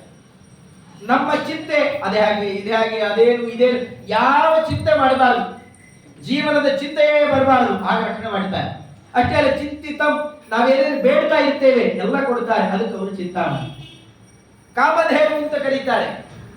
ಅದಕ್ಕೆ ಹೇಳ್ತಿದ್ರು ವಿಜೇಂದ್ರ ಸ್ವಾಮಿಗಳವರ ಮಾತು ನೋಡಿದಾಗ, ಯಸ್ಯ ವಾಕ್ ಕಾಮಧೇನುನ್ನ, ಮಾತೇ ಕಾಮಧೇನು ಆಗಿ ಹೋಗಿದೆ ಇದ್ರೆ ಇನ್ನು ಅವರ ಕಾಮಧೇನು ಅಂತ ಹೇಳ್ಬೇಕಾ? ಇನ್ನು ಭವಾರಣ್ಯದಲ್ಲಿ ನಾನಾ ತರಹದ ಬಿಸಿಲಿನ ಬೇಗೆ, ನಾನಾ ತರಹದ ಬೇಗೆಯಲ್ಲಿ ಓಡ್ತಾ ಇರುವವರಿಗೆ ಒಂದು ನೆರಳಿಗೆ ಏನಾದ್ರು ಒಂದು ಕಲ್ಪವೃಕ್ಷ ಬೇಕು ಅಂತಂದ್ರೆ ಅದು ಮಧ್ವರಾಯರೇ. ಅಂಥ ಕಲ್ಪವೃಕ್ಷ ಅಂತದಕ್ಕೆ ವೇದವ್ಯಾಸ ದೇವರು ಯಾಕೆ ಅವರನ್ನ ಶ್ರೀಮಧ್ವ ಕಲ್ಪವೃಕ್ಷಸ್ತು ಜಯಾರ್ಯ ಕಾಮಧು ಸ್ಮೃತಃ ಚಿಂತಾಮಣಿಸ್ತು ವ್ಯಾಸಾರ್ಯ ಯಾಕೆ ಚಿತ್ರಣ ಮಾಡಿದ್ರು? ನಿರಂತರ ಈ ಮೂವರ ಸೇವೆ ಮಾಡ್ತಾ ಇದ್ದರೆ ಅಂದ್ರೆ ನಿಮಗೆ ಇನ್ಯಾವ ಆಪತ್ತು ಬರೋಲ್ಲ ಅಂತ ಚಿತ್ರಣ ಮಾಡಿತಾ ಇದ್ರಲ್ಲ. ರಹಸ್ಯ ವಿಚಾರಗಳು ಜ್ಞಾನಿಗಳು ತಮ್ಮಲ್ಲೇ ಪರಂಪರೆಯಲ್ಲಿ ಅದನ್ನು ಚಿಂತನೆ ಮಾಡ್ತಾ ಎಲ್ಲ ಆಪತ್ತುಗಳನ್ನು ಭೇದಿಸಿಕೊಂಡು ಮುಂದುಕ್ಕಿದ್ದಾರೆ. ಅಂತಹ ಅದ್ಭುತವಾದ ಪ್ರಮೇಯದಲ್ಲಿ ಟೀಕಾಕೃತ್ಪಾದರ ಸ್ಥಾನ. ಕಾಮಧೇನು ಅಂತಾರೆ. ಅದನ್ನೇ ಅಂತ ಇದ್ದಾರೆ. ವಿದ್ಯಾವಾರಿಜ ಷಂಡ ಚಂಡ ಕಿರಣ ವಿದ್ಯಾಮದ ಕ್ಷೋದಯ ವಾದ್ಯಾದಿ ಕದಲಿ ಭಿದಾಮರಕರಿ. ಅವರ ಮುಂದೆ ವಿದ್ಯೆಯ ಮದದಿಂದ ಮದಭರಿತವಾದ ಆನೆಯಂತೆ ಆ ಕಾಲಕ್ಕೆ ಈ ಹೋಗ್ಬೇಕಾಗಿದೆ ವೃಂದಾವನ ಅಥವಾ ಬೇರೆ ಬೇರೆ ಈ ಪ್ರದೇಶಗಳಿಗೆ ಹೋಗ್ಬೇಕಾಗಲ್ಲ ಕಾಣುತ್ತೆ. ಇನ್ನು ನಮ್ಮಲ್ಲಿಗಿಂತ ಈ ಕೇರಳದಲ್ಲಿ ಬೆಳೀತಾರೆ. ಅಲ್ಲಿ ಬಾಳೆ ತೋಟ ನೋಡಬೇಕು. ಏನು ಒಂದೊಂದು ಬಾಳೆ ಮರ ಗಗನಚುಂಬಿಯಾಗಿ ಬೆಳೆದಿರುತ್ತೆ. ಇಷ್ಟಿಷ್ಟು ಅಗಲ ಇರುತ್ತೆ ಒಂದೊಂದು. ಅದು ನೋಡೋದೇ ಕಷ್ಟ ಅಂತ. ಇಂಥ ದೊಡ್ಡ ಬೇಕಾದ ಕದಲಿ ವನ ಇರಲಿ, ಒಂದು ಆನೆ ನುಗ್ಗಿದ್ರೆ ಸಾಕು. ಒಂದೇ ಒಂದು ಆನೆ ನುಗ್ಗಿದ್ರೆ ಎಲ್ಲ ನೆಲಸಮ. ಹೀಗೆ ಮದದಿಂದಾಗಿ ತಲೆ ಎತ್ತಿ ಕಾಲು ಕೆಳಗಡೆ ಯಾರು ಅಂತ ನೋಡ್ದೇನೆ ಮದಭರಿತರಾಗಿ ವಿದ್ಯಾ ಮದ ಕ್ಷೋದಯದ್ದು ವಾಲಿ ದುರ್ವಾದಿಗಳು ಏನಿದ್ದಾರಲ್ಲ ಅವರ ಅಲಿ ಸಮುದಾಯ ಅಂತನ್ನುವ ದೊಡ್ಡ ಕದಲಿ ಷಂಡ, ಕದಲಿ ಮರಗಳ ಕದಲಿ ವನ. ಕದಲಿ ಅಂತಂದ್ರೆ ಬಾಳೆ ಮರ ಬೇಕಾದ್ದು ಅವುಗಳ ತೋಟ ಬೆಳೆದಿರಲಿ, ಅದನ್ನೆಲ್ಲ ನಾಶ ಮಾಡಲಿಕ್ಕೆ ನೀವು ಬರೀ ಈ ಆನೆ ಅಲ್ಲ, ಮತ್ತೆ ಇಲ್ಲೆಲ್ಲೆಲ್ಲ ಓಡಾಡೋ ಆನೆ ಅಲ್ಲ, ಅಮರಕರಿ ದೇವತೆಗಳ ಆನೆ. ಯಾವ್ದ್ರಿ? ಐರಾವತ. ಅದಿದ್ದಂತೆ ಇದ್ದೀರಿ ಅಂದ್ರೆ ನೀವೇ ನಿತ್ಯ ಅವನ ಮೇಲೆ ಕುತ್ಕೊಂಡು ಓಡಾಡ್ತೀರೋ ಅದರ ಚರ್ಯೆ ದುರ್ವಾದಿಗಳು ಅಂತನ್ನುವ ಈ ಕದಲಿ ಷಂಡದ ಮೇಲೆ ನೀವು ತೋರಿಸ್ತಾ ಇದ್ದೀರಿ. ಹೃದಯ ಆತ್ಮ ಕೀರ್ತಿ ಕ್ರಮ, ಮನೋಹರವಾದ ಕೀರ್ತಿ. ಅವ್ರದ್ದು ಅದು ಇದು ಅಂತ ಅನ್ನೋದಿಲ್ಲೇ ಇಲ್ಲ. ಅವರಲ್ಲಿ ಸ್ವಲ್ಪ ವಿವಾದ ಇರುವಂತಹ ಕೀರ್ತಿ ಎಲ್ಲಾರ ಇದೆಯಾ? ಶುದ್ಧವಾದ ಕೀರ್ತಿ. ಬೇಕಾದ್ದು ಮೊದಲೆಲ್ಲ ರಾಜ್ಯ ಶಾಸನಾದಿಗಳನ್ನು ಮಾಡತಕ್ಕಂತಹ ದೊಡ್ಡ ಸ್ಥಾನದಲ್ಲಿದ್ದವರು. ಆ ಕಾಲದ ರಾಜರು ಮುಂತಾದವರೆಲ್ಲ ತಮ್ಮ ಕೆಲಸವನ್ನ ಬಿಟ್ಟು ಮರೆತು ಕೂತಾಗ ಬ್ರಾಹ್ಮಣೋತ್ತಮರಾಗಿದ್ದ ತಾವೇನೆ ಆ ಕಾಲದಲ್ಲಿ ರಘುನಾಥ ಗೌಡರು ಮುಂತಾದವರೆಲ್ಲ ಆ ವ್ಯಾಪಾರ ಹಿಡಿದು ಬ್ರಾಹ್ಮಣೋತ್ತಮರಿಗೆ ನಾವು ರಕ್ಷಣೆ ಕೊಡ್ತೇವೆ ಅಂತ ಆ ಕಾಲದಲ್ಲಿ ಮಹಮ್ಮದೀಯರು ಮುಂತಾದವರು ಆ ಕಾಲದಲ್ಲಿ ಯಾರ್ಯಾರು ಆಕ್ರಮಣ ಮಾಡ್ತಾ ಇದ್ರು ಅವರನ್ನೆಲ್ಲ ಈ ಪ್ರಾಂತದಲ್ಲಿ ತಡೆದ್ರು ಅಂತ ಇತಿಹಾಸ ಹೇಳುತ್ತೆ. ಆ ಕ್ರಮದಲ್ಲಿ ಅವರನ್ನೆಲ್ಲ ತಡೆದು ರಕ್ಷಣೆ ಒದಗಿಸ್ತಾ ಇದ್ದ ದೊಡ್ಡ ಸ್ಥಾನ ಇತ್ತು ಅವರಿಗೆಲ್ಲ. ಮಂಗಳವೇಡಿ ಮುಂತಾದ ಗ್ರಾಮದಲ್ಲೆಲ್ಲ ಚಿತ್ರಣ ಮಾಡಿದ್ದಾರೆ. ಒಂದೇ ಒಂದು ಮಾತು ಗುರುಗಳಾಡಿದ್ದಷ್ಟೇ. ಅಕ್ಷೋಭ್ಯ ತೀರ್ಥರು ಏನು ಅಂತ ಅವ್ರ ಬಾಯಲ್ಲೇ ಕೇಳಬೇಕದ, ನಾವೆಲ್ಲ ಹೇಳೋದಲ್ಲ. ಅದು ಅಕ್ಷೋಭ್ಯ ತೀರ್ಥರು ಏನು ಅಂತ ಅನ್ನೋದನ್ನ ತಾವು ತತ್ವಪ್ರಕಾಶಿಕಾದಲ್ಲಿ ಹೇಳ್ತಾರೆ.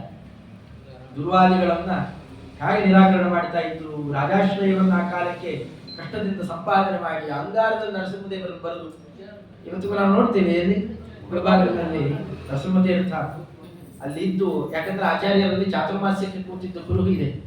ಹತ್ತಿರದಲ್ಲೇ ತೀರ್ಥಂ ಅಂತ ಒಂದು ಗ್ರಾಮ, ನಿಜವಾದ ಪೂರ್ಣ ಹೆಸರು ಆನಂದ ತೀರ್ಥಮ. ಅಲ್ಲೆಲ್ಲ ಇದ್ರು ಅಂತ ಆಚಾರ್ಯರು ತಿರುಪತಿಗೆ ಹೋಗಿ ಬಂದಿದ್ರು. ತಿರುಪತಿಯಲ್ಲಿ ಶುಕಶ್ವಶ್ಯತೆ ಸಚ್ಚಾಸ್ತ್ರ ಪದ್ಮತೀರ್ಥಾದಿ ಆಗತ ಪದ್ಮನಾಭ ತೀರ್ಥರ ಜೊತೆಯಲ್ಲಿ ಹೋಗಿ ಅಲ್ಲೇ ಚಾತುರ್ಮಾಸ್ಯ ಮಾಡಿದ್ರು. ಶುಕಾಚಾರ್ಯರಿಗೆ ಭಾಷ್ಯವನ್ನು ಪಾಠ ಹೇಳಿದ್ರು ಅಂತೆಲ್ಲ ಪುರಾಣಗಳು ಹೇಳ್ತಾರೆ. ಅಂದ್ರೆ ಅಲ್ಲಿ ಆಚಾರ್ಯರಿದ್ದ ಸ್ಥಳ, ಅದಕ್ಕೆ ಅದನ್ನು ಆರಿಸಿಕೊಂಡು ತಮ್ಮ ದಿಗ್ವಿಜಯ ಸ್ತಂಭ ಸ್ಥಾಪನೆ ಮಾಡಲಿಕ್ಕೆ ಇವತ್ತಿಗೂ ಆ ಗುಡ್ಡದ ಮೇಲೆ ಅಕ್ಷೋಭ್ಯ ತೀರ್ಥ ದಿಗ್ವಿಜಯ ಸ್ತಂಭ ಇದೆ. ಅರ್ಥಾತ್ ಅದನ್ನ ತೋರಿಸಿಕೊಡ್ತಾ ಅಲ್ಲೇನ ನರಸಿಂಹದೇವರು ಇವತ್ತು ಏನು ಅದ್ಭುತ ಪ್ರಾಕಾರ ಹೊರಗೆ ಬಂದು ಕೂತಿದ್ದಾನೆ. ಅಂಗಾರದಲ್ಲಿ ಬರೆದಿದ್ದರಂತೆ, ಅಷ್ಟೇ ಬರೆದಿದ್ದು. ಇವತ್ತು ಯಾಕೆ ಮುಂದೆ ನಿಂತಿದ್ದಾನೆ ಪರಮಾತ್ಮ ಅದು ನೋಡ್ಬೇಕಲ್ಲ. ನೀವು ಕೈಯಲ್ಲಿ ಕೆತ್ತಿದ್ರು ಕೂಡ ಅಷ್ಟು ಸುಂದರ ವಿಗ್ರಹ ಬರಲಿಕ್ಕೆ ಸಾಧ್ಯ ಇಲ್ಲ. ಎಷ್ಟು ಸಾನ್ನಿಧ್ಯ ಇಟ್ಟಿದ್ದಾನೆ ಸ್ವಾಮಿ ಅಂತ ನೋಡಬಹುದು.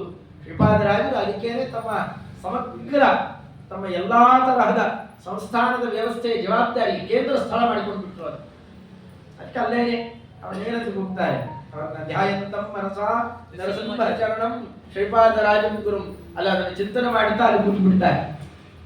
ಅಂಥ ಅದ್ಭುತವಾದ ಸ್ಥಳವನ್ನ ಆರಿಸಿಕೊಂಡು ದುರ್ವಾದಿಗಳ ನಿಗ್ರಹವನ್ನು ಮಾಡಿ ಇವತ್ತೂ ಆ ಸ್ತಂಭ ಸ್ಥಾಪನೆ ಮಾಡಿ ನಡೀತಾ ಇದ್ದಾರಲ್ಲ. ಅವ್ರು ಆಡಿದ ಒಂದೇ ಒಂದು ಮಾತು ಸಾಕಾಯ್ತು. ಪೂರ್ವದೇಹೇ ಆಡಿದ್ದನ್ನು ಎಲ್ಲ ತ್ಯಾಗ ಮಾಡಿ ಸರ್ವಸ್ವವನ್ನು ಮತ್ತೆ ಕರ್ಕೊಂಡು ಹೋದ್ರು. ಇತಿಹಾಸ ಹಾಗೆಲ್ಲ ಹೇಳುದು. ಮತ್ತೆ ಕರ್ಕೊಂಡು ಹೋದ್ರು, ಮತ್ತೆ ಅವ್ರನ್ನ ತಗೊಂಡು ಹೋಗಿ ಇಲ್ಲ ಇಲ್ಲ ಸನ್ಯಾಸ ಆಗೇ ಇಲ್ಲ ಅಂತ ಸುಮ್ಮನೆ ಜನವಾರ ಹಾಕಿದ್ರು. ಮತ್ತೆ ಕುಡಿದ್ರೆ ಎಲ್ಲ ಹೆದರ್ಕೊಂಡು ಕೂಡ ಹೋಗಿತ್ತು. ಸ್ವಲ್ಪ ಕಾಣ್ತಾ ಇತ್ತು. ಅದರ ಅರ್ಥ ಒಳಗಡೆಯಲ್ಲಿ ಶೇಷಾವೇಶರ ಒಳಗಡೆಯಲ್ಲಿ ಶೇಷದೇವರು ನಿಂತು ಆಚಾರ್ಯರ ಸೇವೆ ಮಾಡಲಿಕ್ಕೆ ಅಂತ ತಾವು ಬಂದು ನಿಂತಾಗ ಬೇರೆ ಇವರೆಲ್ಲ ಮನುಷ್ಯರು ಏನ್ ಮಾಡ್ತಾರೆ ಬಂದು ಮತ್ತೆ ಅದೇ ಕ್ರಮದಲ್ಲೇನೆ ಆಚಾರ್ಯರ ಸೇವಾವನ್ನು ನಡೆಸಿದಂತಹ ಅದ್ಭುತ ಕೀರ್ತಿ ಇದೆಯಲ್ಲ, ಹೃದಯಾತ್ಮ ಕೀರ್ತಿ ಕ್ರಮ ಪದ್ಯ ಬೋಧತತೆ. ಬೋಧತತಿಗೆ ಪದ್ಯ. ಪದ್ಯ ಅಂತಂದ್ರೆ ಒಂದು ದಾರಿ ಅಂತಲೂ ಅರ್ಥ ಬರುತ್ತೆ, ಅಥವಾ ನೀರು ಹರಿಯುವ ನೀರಿಗೆ ಆ ರೀತಿಯಲ್ಲಿ ಕರೆಯೋದು ಇದೆ. ಬೋಧಕತೆ ಜ್ಞಾನ ಸಾಮ್ರಾಜ್ಯ ಎಷ್ಟು ಕೊಡ್ತಾರೆ ಅಂದ್ರೆ ಹರಿತಾ ಇರೋ ನೀರಿದ್ದಂತೆ ಹರಿತಾನೇ ಇರುತ್ತಲ್ಲ, ಆ ಕ್ರಮದಲ್ಲಿ ತತ್ವಜ್ಞಾನದ ರಾಶಿಯನ್ನು ಕೊಡುವವರು. ವಿನಮ್ರ ಸುರರಾಟ್ ಉದ್ಯಾನ ಭೂಮಿರುವ. ಅವರು ಮುಂದೆ ಎದೆ ಉಪ್ಪಿಸಿಕೊಂಡು ಬಂದರು ಅಂತಂದ್ರೆ ಆ ಕಥನೆ ಬೇರೆ ಆಗುತ್ತೆ. ಅದು ಹಿಂದೆ ಹೇಳಿದ್ರು, ಆ ಬಾಳೆ ಮರ ಮುಂದೆ ಹಾಕ್ತಾರೆ. ಅದೇ ಬಗ್ಗಿ ಬರುವವರಿಗೆ ಅವರೇ ವೃಕ್ಷದಂತೆ ಇದ್ದಾರೆ. ಸೆಟೆದುಕೊಂಡು ಬರುವವರಿಗೆ ಆ ವೃಕ್ಷಗಳನ್ನು ನಾಶ ಮಾಡುವ ಆನೆ ಅಂತಾದ್ರೆ ಐರಾವತದ ವ್ಯಾಪಾರ ತೋರಿಸಿದರೆ, ಅದರಂತೆ ಬಗ್ಗಿ ಬರುವವರಿಗೆ ತಾವು ಮರ ಆದರು. ಯಾವ ಮರ? ತಾವೆಲ್ಲಿ ವಾಸ ಮಾಡ್ತಾರಲ್ಲ ಅಲ್ಲಿರೋ ಮರ. ಸುರರಾಡ್ ಉದ್ಯಾನ ಭೂಮಿ ಇರುವ. ಸುರರಾಡ್ ದೇವತಾ ಶ್ರೇಷ್ಠರು ಅಂದ್ರೆ ಇಂದ್ರಾದಿ ದೇವತೆಗಳು, ಅವರ ಉದ್ಯಾನವನ ಅಂದ್ರೆ ನಂದನವನ. ಅಲ್ಲಿರುವಂತಹ ಭೂಮಿ ಇರುವ ಅಂದ್ರೆ ಕಲ್ಪವೃಕ್ಷದಂತೆ ಅವರಿಗೆ ಏನ್ ಬೇಕು ಅದನ್ನು ಕೊಟ್ಟು ರಕ್ಷಣೆ ಮಾಡ್ತಾ ಇರುವವರು. ಅಂತಹ ಟೀಕಾ ಕೃಪಾದರಲ್ಲಿ ನಾವು ಕೇಳಿದ್ದು ಇಷ್ಟನ್ನೇ. ದದ್ಯಾಶ್ರೀ ಜಯತೀರ್ಥರಾಟ್ ಧಿಯಮುತ ವದ್ಯಾನಿ ವಿದ್ಯಾನ್ಮಮ. ನಮ್ಮ ಅವಧ್ಯಗಳನ್ನು ಕತ್ತರಿಸಿ, ನಮ್ಮ ದೋಷ ಅನಿಷ್ಟಗಳನ್ನು ಕತ್ತರಿಸಿ ನಮಗೆ ಒಳ್ಳೆ ತತ್ವಜ್ಞಾನವನ್ನು ಕೊಟ್ಟು. ಇವತ್ತು ಏನೇನೋ ಇದೆ, ಇವತ್ತು ವಾಸ್ತವಿಕವಾಗಿ ಸಂಪತ್ತಿಗೆ ಅಷ್ಟೇನು ಕೊರತೆ ಇಲ್ಲ. ಇವತ್ತು ಬೇಕಾದ ಉಣ್ಲಿಕ್ಕೆ ತಿನ್ಲಿಕ್ಕೆ ಹಿಂದೆಲ್ಲ ರೇಷನ್ ತರಬೇಕಾಗಿದ್ದರೆ ಅದನ್ನು ಸ್ಮಗ್ಲ್ ಮುಗಿಸುವಂತೆಲ್ಲ ಹಿಡಿತಿದ್ರು, ಅಕ್ಕಿ ತಂದೆ ಅಂತಂತ ಕಾಲನೇ ಎಲ್ಲ ಇದೆ, ಗೊತ್ತಿದೆ ನಿಮಗೆ. ಮತ್ತೆ ಈ ಕರೋನಾ ಗಿರೋನದಲ್ಲೂ ಹೊರಗಡೆ ಹೆಜ್ಜೆ ಇಡಕ್ಕೆ ಆಗ್ತಿರಲಿಲ್ಲ, ಎಂತ ಆಪತ್ಕಾಲ ಅದನ್ನು ಕಣ್ಣಾರೆ ನೋಡಿದ್ದೀವಿ ನಾವು. ಇವತ್ತು ಅದೆಲ್ಲ ಇಲ್ಲ. ಉಣ್ಲಿಕ್ಕೆ ತಿನ್ಲಿಕ್ಕೆ ತಿರುಗಲಿಕ್ಕೆ ಬೇಕಾದೆಲ್ಲ ಕೊಟ್ಟಿದ್ದಾರೆ ಭಗವಂತ. ಕೊರತೆ ಅಂತಂದ್ರೆ ಏನ್ ಮಾಡ್ಬೇಕು ಅನ್ನೋ ಬುದ್ಧಿನೇ ಇಲ್ಲ. ತುಂಬಾ ದೊಡ್ಡ ಕೊರತೆ ಅಂತಂದ್ರೆ ಬುದ್ಧಿಯ ಕೊರತೆ. ಅದೊಂದು ಇಲ್ಲದೆ ಇದು ಬೇಕಾದೆಲ್ಲ ಇದ್ರೂ ಪ್ರಯೋಜನ ಏನು? ಅದರಿಂದ ದೊಡ್ಡ ಮಂತ್ರ ಯಾವುದು? ಧಿಯೋಯೋರ ಪ್ರಚೋದಯಾನ. ಬುದ್ಧಿ ಕೊಡು ಬುದ್ಧಿ ಕೊಡು ಅಂತ ಕೇಳೋದೇ ದೊಡ್ಡ ಮಂತ್ರ. ಆದ್ಮೇಲೆ ಅದನ್ನೇ ಟೀಕಾ ಕೃಪಾದರಲ್ಲಿ ಅವರು ಬಂದದ್ದೇ ಜ್ಞಾನ ಪ್ರಸಾರಕ್ಕಾದ್ದರಿಂದಾಗಿ ಗುರುಗಳೇ ನಮ್ಮಲ್ಲಿ ಇನ್ನೇನು ಬೇಡ, ನಮಗೆ ಒಳ್ಳೆ ತಿಳುವಳಿಕೆಯನ್ನು ಕೊಡಿ ಅಂತ ಅದನ್ನು ಪ್ರಾರ್ಥನೆ ಮಾಡ್ತಾ, ಇನ್ನು ಅವರು ಬಂದು ಕೊಟ್ಟ ಆ ಗ್ರಂಥಗಳ ರಾಶಿಯಿಂದ ಏನೇನಾಯಿತು ಪರಿಣಾಮ ಅನ್ನೋದನ್ನ, ದುರ್ಮತಗಳ ಮೇಲೆ ಬೀರಿದ ಪರಿಣಾಮ ಏನು ಅನ್ನೋದನ್ನು ಚಿತ್ರಣ ಮಾಡ್ತಾರೆ. ಸುಮ್ಮನೆ ಅದು ಮೂಕ ಸಕ್ಕರೆ ತಿಂದಾಗಿ, ಮೂಕನಿಗೆ ಸಕ್ಕರೆಯನ್ನು ಒಳ್ಳೆ ಭಕ್ಷಣ ತಿನ್ನಿಸ್ಬಿಟ್ರಿ ಆಗಿದೆಯೋ ಅಂತ ಕೇಳಿದ್ರೆ ಅವನೇನು ಹೇಳ್ತಾನೆ, ಅಷ್ಟೇ ಅನ್ಬೇಕು, ಏನು ಅರ್ಥ ಇರಲ್ಲ. ಈಗ ಹಾಗಾಗತ್ತೆ. ಅದೇನು ಮಾಡಿದವರಿಗೆ ಇದನ್ನ ಹೇಳಿದ್ರೆ ಹೌದು ಅಂತ ಅನ್ಸುತ್ತೆ, ಇಲ್ಲದೆ ಇದ್ದವ್ರಿಗೆ ಏನೋ ಹೇಳ್ತಾರೆ ಅಂತ ಅನ್ಸುತ್ತೆ ಅಷ್ಟೇ.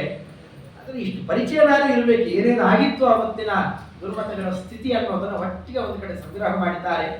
ಆಭಾಸತ್ವಮಿಯಾಯ ತಾರ್ಕಿಕ ಮತಂ ಪ್ರಭಾಕರ ಪ್ರಕ್ರಿಯಾ ಶೋಭಾಂ ನೈವ ಬಭಾರ ದೂರ ನಿಹಿತ ವೈಭಾಷಿಕಾತ್ಯುಕ್ತಯ ಶ್ರೀಭಾರೇಣ ನತಶ್ಚ ಸಂಕರಮುಖಾ ಶೋಭಾಕರೋ ಭಾಸ್ಕರ ಶ್ರೀಭಾಷ್ಯಂ ಜಯಯೋಗಿನಿ ಪ್ರವದತಿ ಸ್ವಾಭಾವಿಕೋದ್ಯನ್ಮತವು.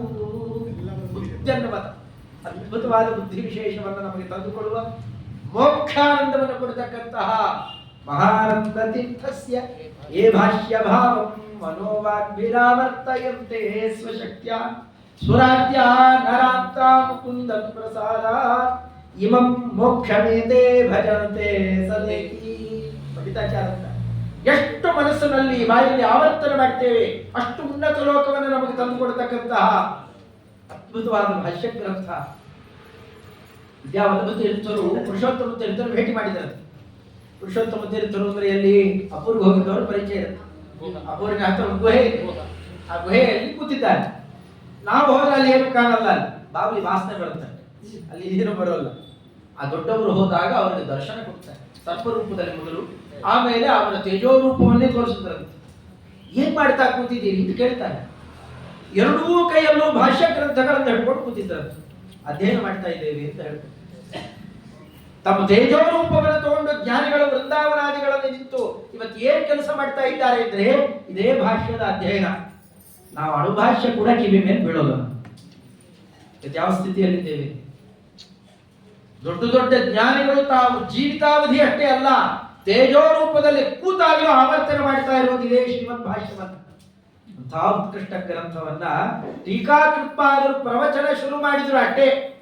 ಹೇತ್ವಾಭಾಸ ಇತ್ಯಾದಿ ಶಬ್ದಗಳೆಲ್ಲ ತಾರ್ಕಿಕರದ್ದು, ಅವರ ಮತನೇ ಆಭಾಸ ಆಯ್ತು. ಆಭಾಸ ಆಗೋದು ಅಂತ ಕೇಳ್ತೇವಲ್ಲ ನಾವು, ಹಾಗಾಯ್ತು.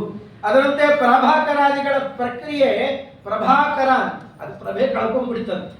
ಟೀಕಾಟಿಪಾದರು ಶುರು ಮಾಡಿದ ಮೇಲೆ ಇನ್ನು ವೈಭಾಷಿಕಾದಿಗಳು ಬೇರೆ ಬೇರೆ ಬೌದ್ಧರು ಮುಂತಾದವರು ಅವರ ದೂರ ನಿಹಿತ ಅಲ್ಲಲ್ಲೇ ಉಳ್ಕೊಂಡ್ಬಿಟ್ರಂತ. ಹತ್ತಿರ ಬಂದಿದ್ದು ಏನಾದ್ರು ತೊಂದರೆ ಆಗತ್ತೆ ಅಂತ. ಕಿರಿಬಾರೇಣ ನತಾಶ್ಚ ಸಂಕರ ಮುಖಾ, ಬೆರಕೆ ಹಾಕಿದವು ಬೌದ್ಧ ಮತ ವೈದಿಕ ಮತ ಎಲ್ಲ ಕಲಬೆರಕೆ ಮಾಡಿ ನಾನಾ ರೀತಿಯಲ್ಲೆಲ್ಲ ಅದರಲ್ಲಿ ದುರ್ಮತ ಪ್ರಚಾರ ಮಾಡ್ತಾ ಇದ್ದವರಿಗೆಲ್ಲ ಇವರು ಎದುರುಗಡೆ ಬಂದರೆ ನಮ್ಮ ಬಂಡವಾಳ ಗೊತ್ತಾಗುತ್ತೆ ಅಂತ ಕಿರಿಬಾರೇಣ ನತಾಹ, ನಾಚಿಕೆಯಿಂದ ತಲೆ ತಗ್ಗಿಸಿಕೊಂಡು ಹೋದರು. ಪರಿಸ್ಥಿತಿ ಏನೇನಾಯ್ತು ಅಂತ ಚಿತ್ರಣ ಮಾಡಿದ್ದಾರೆ. ಶೋಭಾಕರೋ ಭಾಸ್ಕರ, ಶೋಭೆಯನ್ನು ಪಡೆದ ಭಾಸ್ಕರ ಅಂತ ಅವರೆಲ್ಲ ದೊಡ್ಡ ಬೇರೆ ಬೇರೆ ಬೇರೆ ಬೇರೆ ತರಹದ ಅವತ್ತಿನ ಬೇಕಾದಷ್ಟು ವಾದಸರಣೆಯನ್ನ ಕೊಟ್ಟವರು ಅಂತ ಅವರ ಬಗ್ಗೆ ಎಲ್ಲ ಪರಿಚಯ ಇದ್ದವರದ್ದೆಲ್ಲ ಸ್ಥಿತಿ ಹೀಗಾಯ್ತು.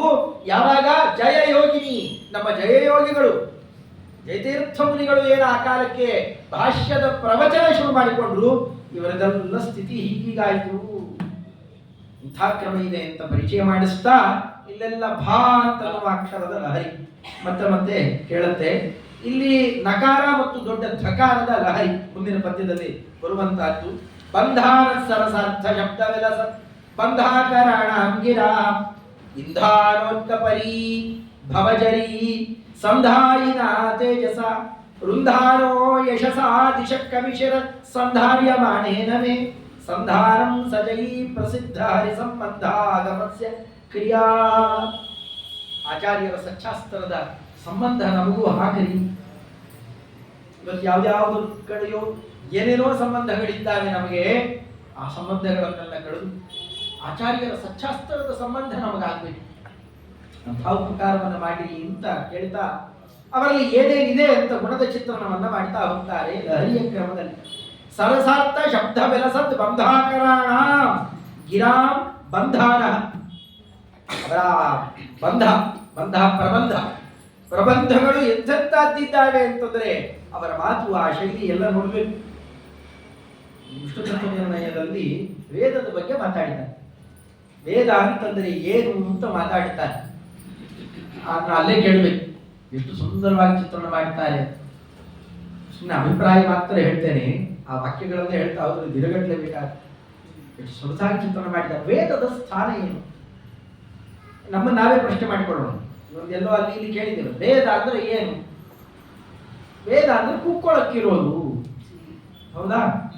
ಸುಮ್ಮನೆ ಕೂಕ್ಕೊಳಕ್ಕಿರೋದು. ಯಾರನ್ನ ಸ್ವಾಮಿಗಳು ಅವರು ಶನ್ನೋ ವೆತ್ತ ಚಂಬರ ಶನ್ನೋ ಭಕ್ತಿ, ಏನಾದ ಅರ್ಥನೂ ಗೊತ್ತಿಲ್ಲ, ಶನ್ನೋದು ಗೊತ್ತಿಲ್ಲ, ನೋವು ಗೊತ್ತಿಲ್ಲ, ಏನೋ ಹೇಳ್ತಾ ಇರುತ್ತೆ. ಸುಮ್ಮನೆ ಹೇಳಕ್ಕೋಸ್ಕರ ಇರೋದು ಅಷ್ಟೇ ತಿಳ್ಕೊಂಡಿದ್ದೆ, ಪಾರಾಯಣಕ್ಕೋಸ್ಕರ. ಅದು ನಿಜವಾದ ವೇದದ ಸ್ಥಿತಿ ಏನು ಅಂತ ಟೀಕಾಟಿಪಾದರು ಪರಿಚಯ ಮಾಡಿಸ್ತಾರೆ. ತತ್ವನಿರ್ಣಯದ ವಾಕ್ಯವನ್ನು ತಗೊಂಡು ಆಚಾರ್ಯರು ಹೇಳಿದ್ದನ್ನ ತಗೊಂಡು ವೇದಗಳು ನಮಗೆ ಇನ್ಯಾವ ಆಪ್ತರೂ ಅಲ್ಲ, ಅಷ್ಟು ಆಪ್ತ ಸಹಾಯಕರಾಗಿ ಗುರುಗಳಾಗಿ ದೈವವಾಗಿ ನಿಂತಿದೆ. ಅದು ವೇದ ಪುರುಷ ಸಾಕ್ಷಾತ್ ಶ್ರೀಹರಿ ಅಲ್ಲ. ಯಾಕೆ ಆ ವೇದ ಮಂತ್ರಗಳಿದ್ದಾವೆ, ಅದರಿಂದಾಗುವ ಪ್ರಯೋಜನ ಏನು ಅನ್ನೋದನ್ನ ಅದನ್ನು ಒಳ್ಳೆ ಒಂದು ಪ್ರಬಂಧದಂತೆ ಮಾಡಿಕೊಂಡು ಕಾದಂಬರಿ ತರ ಇದೆ. ಒಳ್ಳೆ ಕುಲದಲ್ಲಿ ಪ್ರಸ್ತುತನಾದವರು, ದುರಾಗ್ರಹ ಇಲ್ಲದೆ ಇರುವವರು, ಅದಕ್ಕೆ ಅಂತಾನೆ ಪ್ರಾಚೀನಾಚರಣ ಪುಣ್ಯೋಚ್ಚಯ ಅವೆಲ್ಲ ಇದೆ. ಅಂತಹ ವ್ಯಕ್ತಿ ಬಂದಾಗ ಅವನಿಗೆ ಏನೇನಾಗುತ್ತೆ, ಮೊದಲಿಂದ ಮನಸ್ಸಿನಲ್ಲಿ ಅವರು ಇವರು ಹೇಳ್ಕೊಟ್ಟಿದ್ದು ಒಂದು ಆಕಳಿಸಿದ್ರು, ಆ ರಾಮ ಕೃಷ್ಣ ಅಂತ ಅದು ಇದು ಮಾಡಿರ್ತಾರೆ, ಹೇಳ್ಕೊಟ್ಟಿರ್ತಾರೆ. ಕಷ್ಟ ಬಂದರೆ ದೇವರು ನೆನೆಸ್ಕೊಪ್ಪ ಅಂತ ಹೇಳ್ಕೊಟ್ಟಿರ್ತಾರೆ, ಇಷ್ಟೆಲ್ಲ ಕೇಳಿರ್ತಾರೆ. ಕಷ್ಟಗಳು ಬರ್ತಾವೆ, ದೇವರೇ ಕಾಪಾಡಪ್ಪ ಕಾಪಾಡ ಬಗೆನೂ ಹರಿಯುತ್ತೆ, ಎಷ್ಟೋ ಕಷ್ಟಗಳಿಂದ ಪಾರಾಗ್ತಾನೆ. ಇವೆಲ್ಲ ಆದಾಗ ಯಾರಿದು ದೇವರು ಅಂದರೆ, ಎಲ್ಲಿದ್ದಾನೆ, ನಿಜವಾಗ್ಲೂ ಇದ್ದಾನ, ಅವನ ಹೆಸರೇನು, ನಮ್ಮ ತರ ಇದ್ದಾನ ಬೇರೆ ತರ ಇದ್ದಾನ, ಇವೆಲ್ಲ ನಾನಾ ಕುತೂಹಲಗಳಿಂದಾಗಿ ಭಗವಂತನನ್ನ ತಿಳಿಲೇಬೇಕು ಅಂತನ್ನುವ ಹಾತೊರಿಕೆ ಯಾವ ಸಜ್ಜನನಿಗೆ ಬರುತ್ತೆ, ಭಗವಂತನ ಹೀಗಿದ್ದಾನೆ ಅಂತ ಪರಿಚಯ ಮಾಡಿಸಿಕೊಳ್ಳಿಕ್ಕೆ ಹೊರಟಂತ ಅನಂತ ಶಬ್ದರಾಶಿಯೇ ಸಮಗ್ರ ವೇದ ಪ್ರಪಂಚ ಪರಿಚಯ ಮಾಡಿಕೊಡ್ತಾರೆ ನಮಗೆ. ಇಷ್ಟು ದೊಡ್ಡ ಉಪಕಾರ. ಇದೆಲ್ಲ ನಮ್ಮ ಬಾಯಲ್ಲಿ ಅಲ್ಪ ಆಗುತ್ತೆ, ಅದು ಟೀಕಾಟಿಪಾದರ ಮಾತ್ರಲ್ಲೇ ಕೇಳಬೇಕು. ಇವೆಲ್ಲ ಒಂದೊಂದು ಪ್ರಬಂಧ ಇದ್ದಂತ ಒಂದು ಪುಟ್ಟ ಪುಟ್ಟ ವಿಚಾರವನ್ನು ಇದಮತ್ರಾಕೂತಂ ವ್ಯಾಖ್ಯಾನ ಶೈಲಿ ನೋಡ್ಬೇಕು. ಇನ್ನೆಲ್ಲೂ ನಾವು ನೋಡ್ಲಿಕ್ಕಾಗಲ್ಲ. ಹಾಗೆ ಅದೇ ವ್ಯಾಖ್ಯಾನಕ್ಕೆ ನ್ಯಾಯಸುಧಾದ ಶೈಲಿ ನೋಡ್ಬೇಕು, ಎಷ್ಟು ಸುಂದರ ಅಂತ. ಆಚಾರ್ಯರು ಯಾತಕ್ಕೋಸ್ಕರವಾಗಿ ಈ ಪ್ರಕರಣ ತಗೊಂಡು ಹಿನ್ನೆಲೆ ಹೇಳ್ತಾರೆ. ಅಷ್ಟು ವ್ಯವಸ್ಥಿತವಾದಂತಹ ಗ್ರಂಥ ಇನ್ಯಾವುದು ನೋಡ್ಲಿಕ್ಕೆ ಸಾಧ್ಯ ಇಲ್ಲ. ವ್ಯವಸ್ಥಿತವಾಗಿ ಅಲ್ಲಿ ತಗೊಂಡು ಬಂದು ನಿಲ್ಲಿಸ್ತಾರೆ. ಶಬ್ದದ ಅರ್ಥ ಹೇಳಿ ಅನ್ವಯ ಮಾಡಿ ಆ ವ್ಯಾಖ್ಯಾನವನ್ನು ಪೂರೈಸ್ತಾರೆ. ಅದಕ್ಕೇನು ಬೇಕು ಬೇಡ ಎಲ್ಲ ತಂದು ಯೋಜನೆ ಮಾಡಿದ್ದಾರೆ. ಇದೆಲ್ಲ ಆದ್ಮೇಲೆ ಈ ಒಟ್ಟಾರೆ ಅಭಿಪ್ರಾಯ ಏನಾಯ್ತು, ಏನು ಆಕ್ಷೇಪ ಬಂದಿತ್ತು, ಏನು ಉತ್ತರ ಕೊಟ್ಟರು ಅಷ್ಟು ಪೂರೈಸ್ತಾರೆ. ಏನು ಅದ್ಭುತವಾದ ಶೈಲಿ. ನಾವು ನೀವು ಕೊಂಡಾಡೋದಲ್ಲ, ವಾದಿರಾಜರಂತಹ ಮಹಾನುಭಾವರು ಗುರುತ್ವಗಳು ಅವರು ಕೊಂಡಾಡಿ ಬಿಡ್ತಾರೆ. ಟೀಕಾಕೃತ್ಪಾದರ ಮಾತು ಅಂತಂದ್ರೆ ಏನದು ಅಂತ ಅವರದ್ದೇ ಆದ ಶೈಲಿಯಲ್ಲಿ ತೀರ್ಥ ಪ್ರಬಂಧದಲ್ಲಿ ಕೊಂಡಾಡಿದ್ದಾರೆ.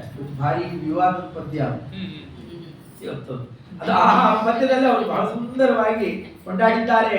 ಮಾಧ್ವ ಗ್ರಂಥಾನ್ ಸ್ವಬಂಧೂ ನಿವಸರಸ ಹೃದ ಲಿಂಗ ವಿಜ್ಞಾತ ಭಾವ.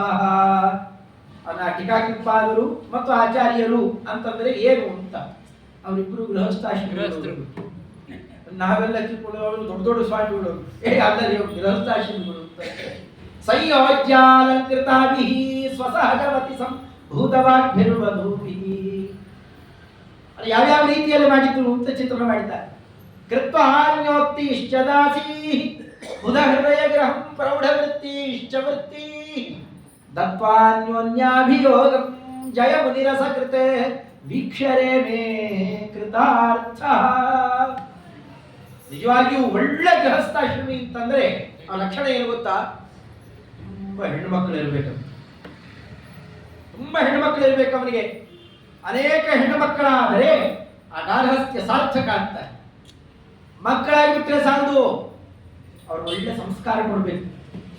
ಆ ಸಂಸ್ಕೃತರಾದ ಹೆಣ್ಣು ಮಕ್ಕಳನ್ನ ಒಳ್ಳೆ ಕಡೆಯಲ್ಲಿ ಒಳ್ಳೆ ವರನಿಗೆ ಕೊಟ್ಟು ಮದುವೆ ಮಾಡಿ ಒಳ್ಳೆ ಉತ್ತಮವಾದ ವಂಶಕ್ಕೆ. ಅವೇ ಎಲ್ಲ ಓಡೋಗ್ಬಿಟ್ಟು ಅಂತಾದ್ರೆ ಸಂಸ್ಕಾರ ಸರಿಯಾಗಿ ಕೊಟ್ಟಿರ್ಬೇಕು.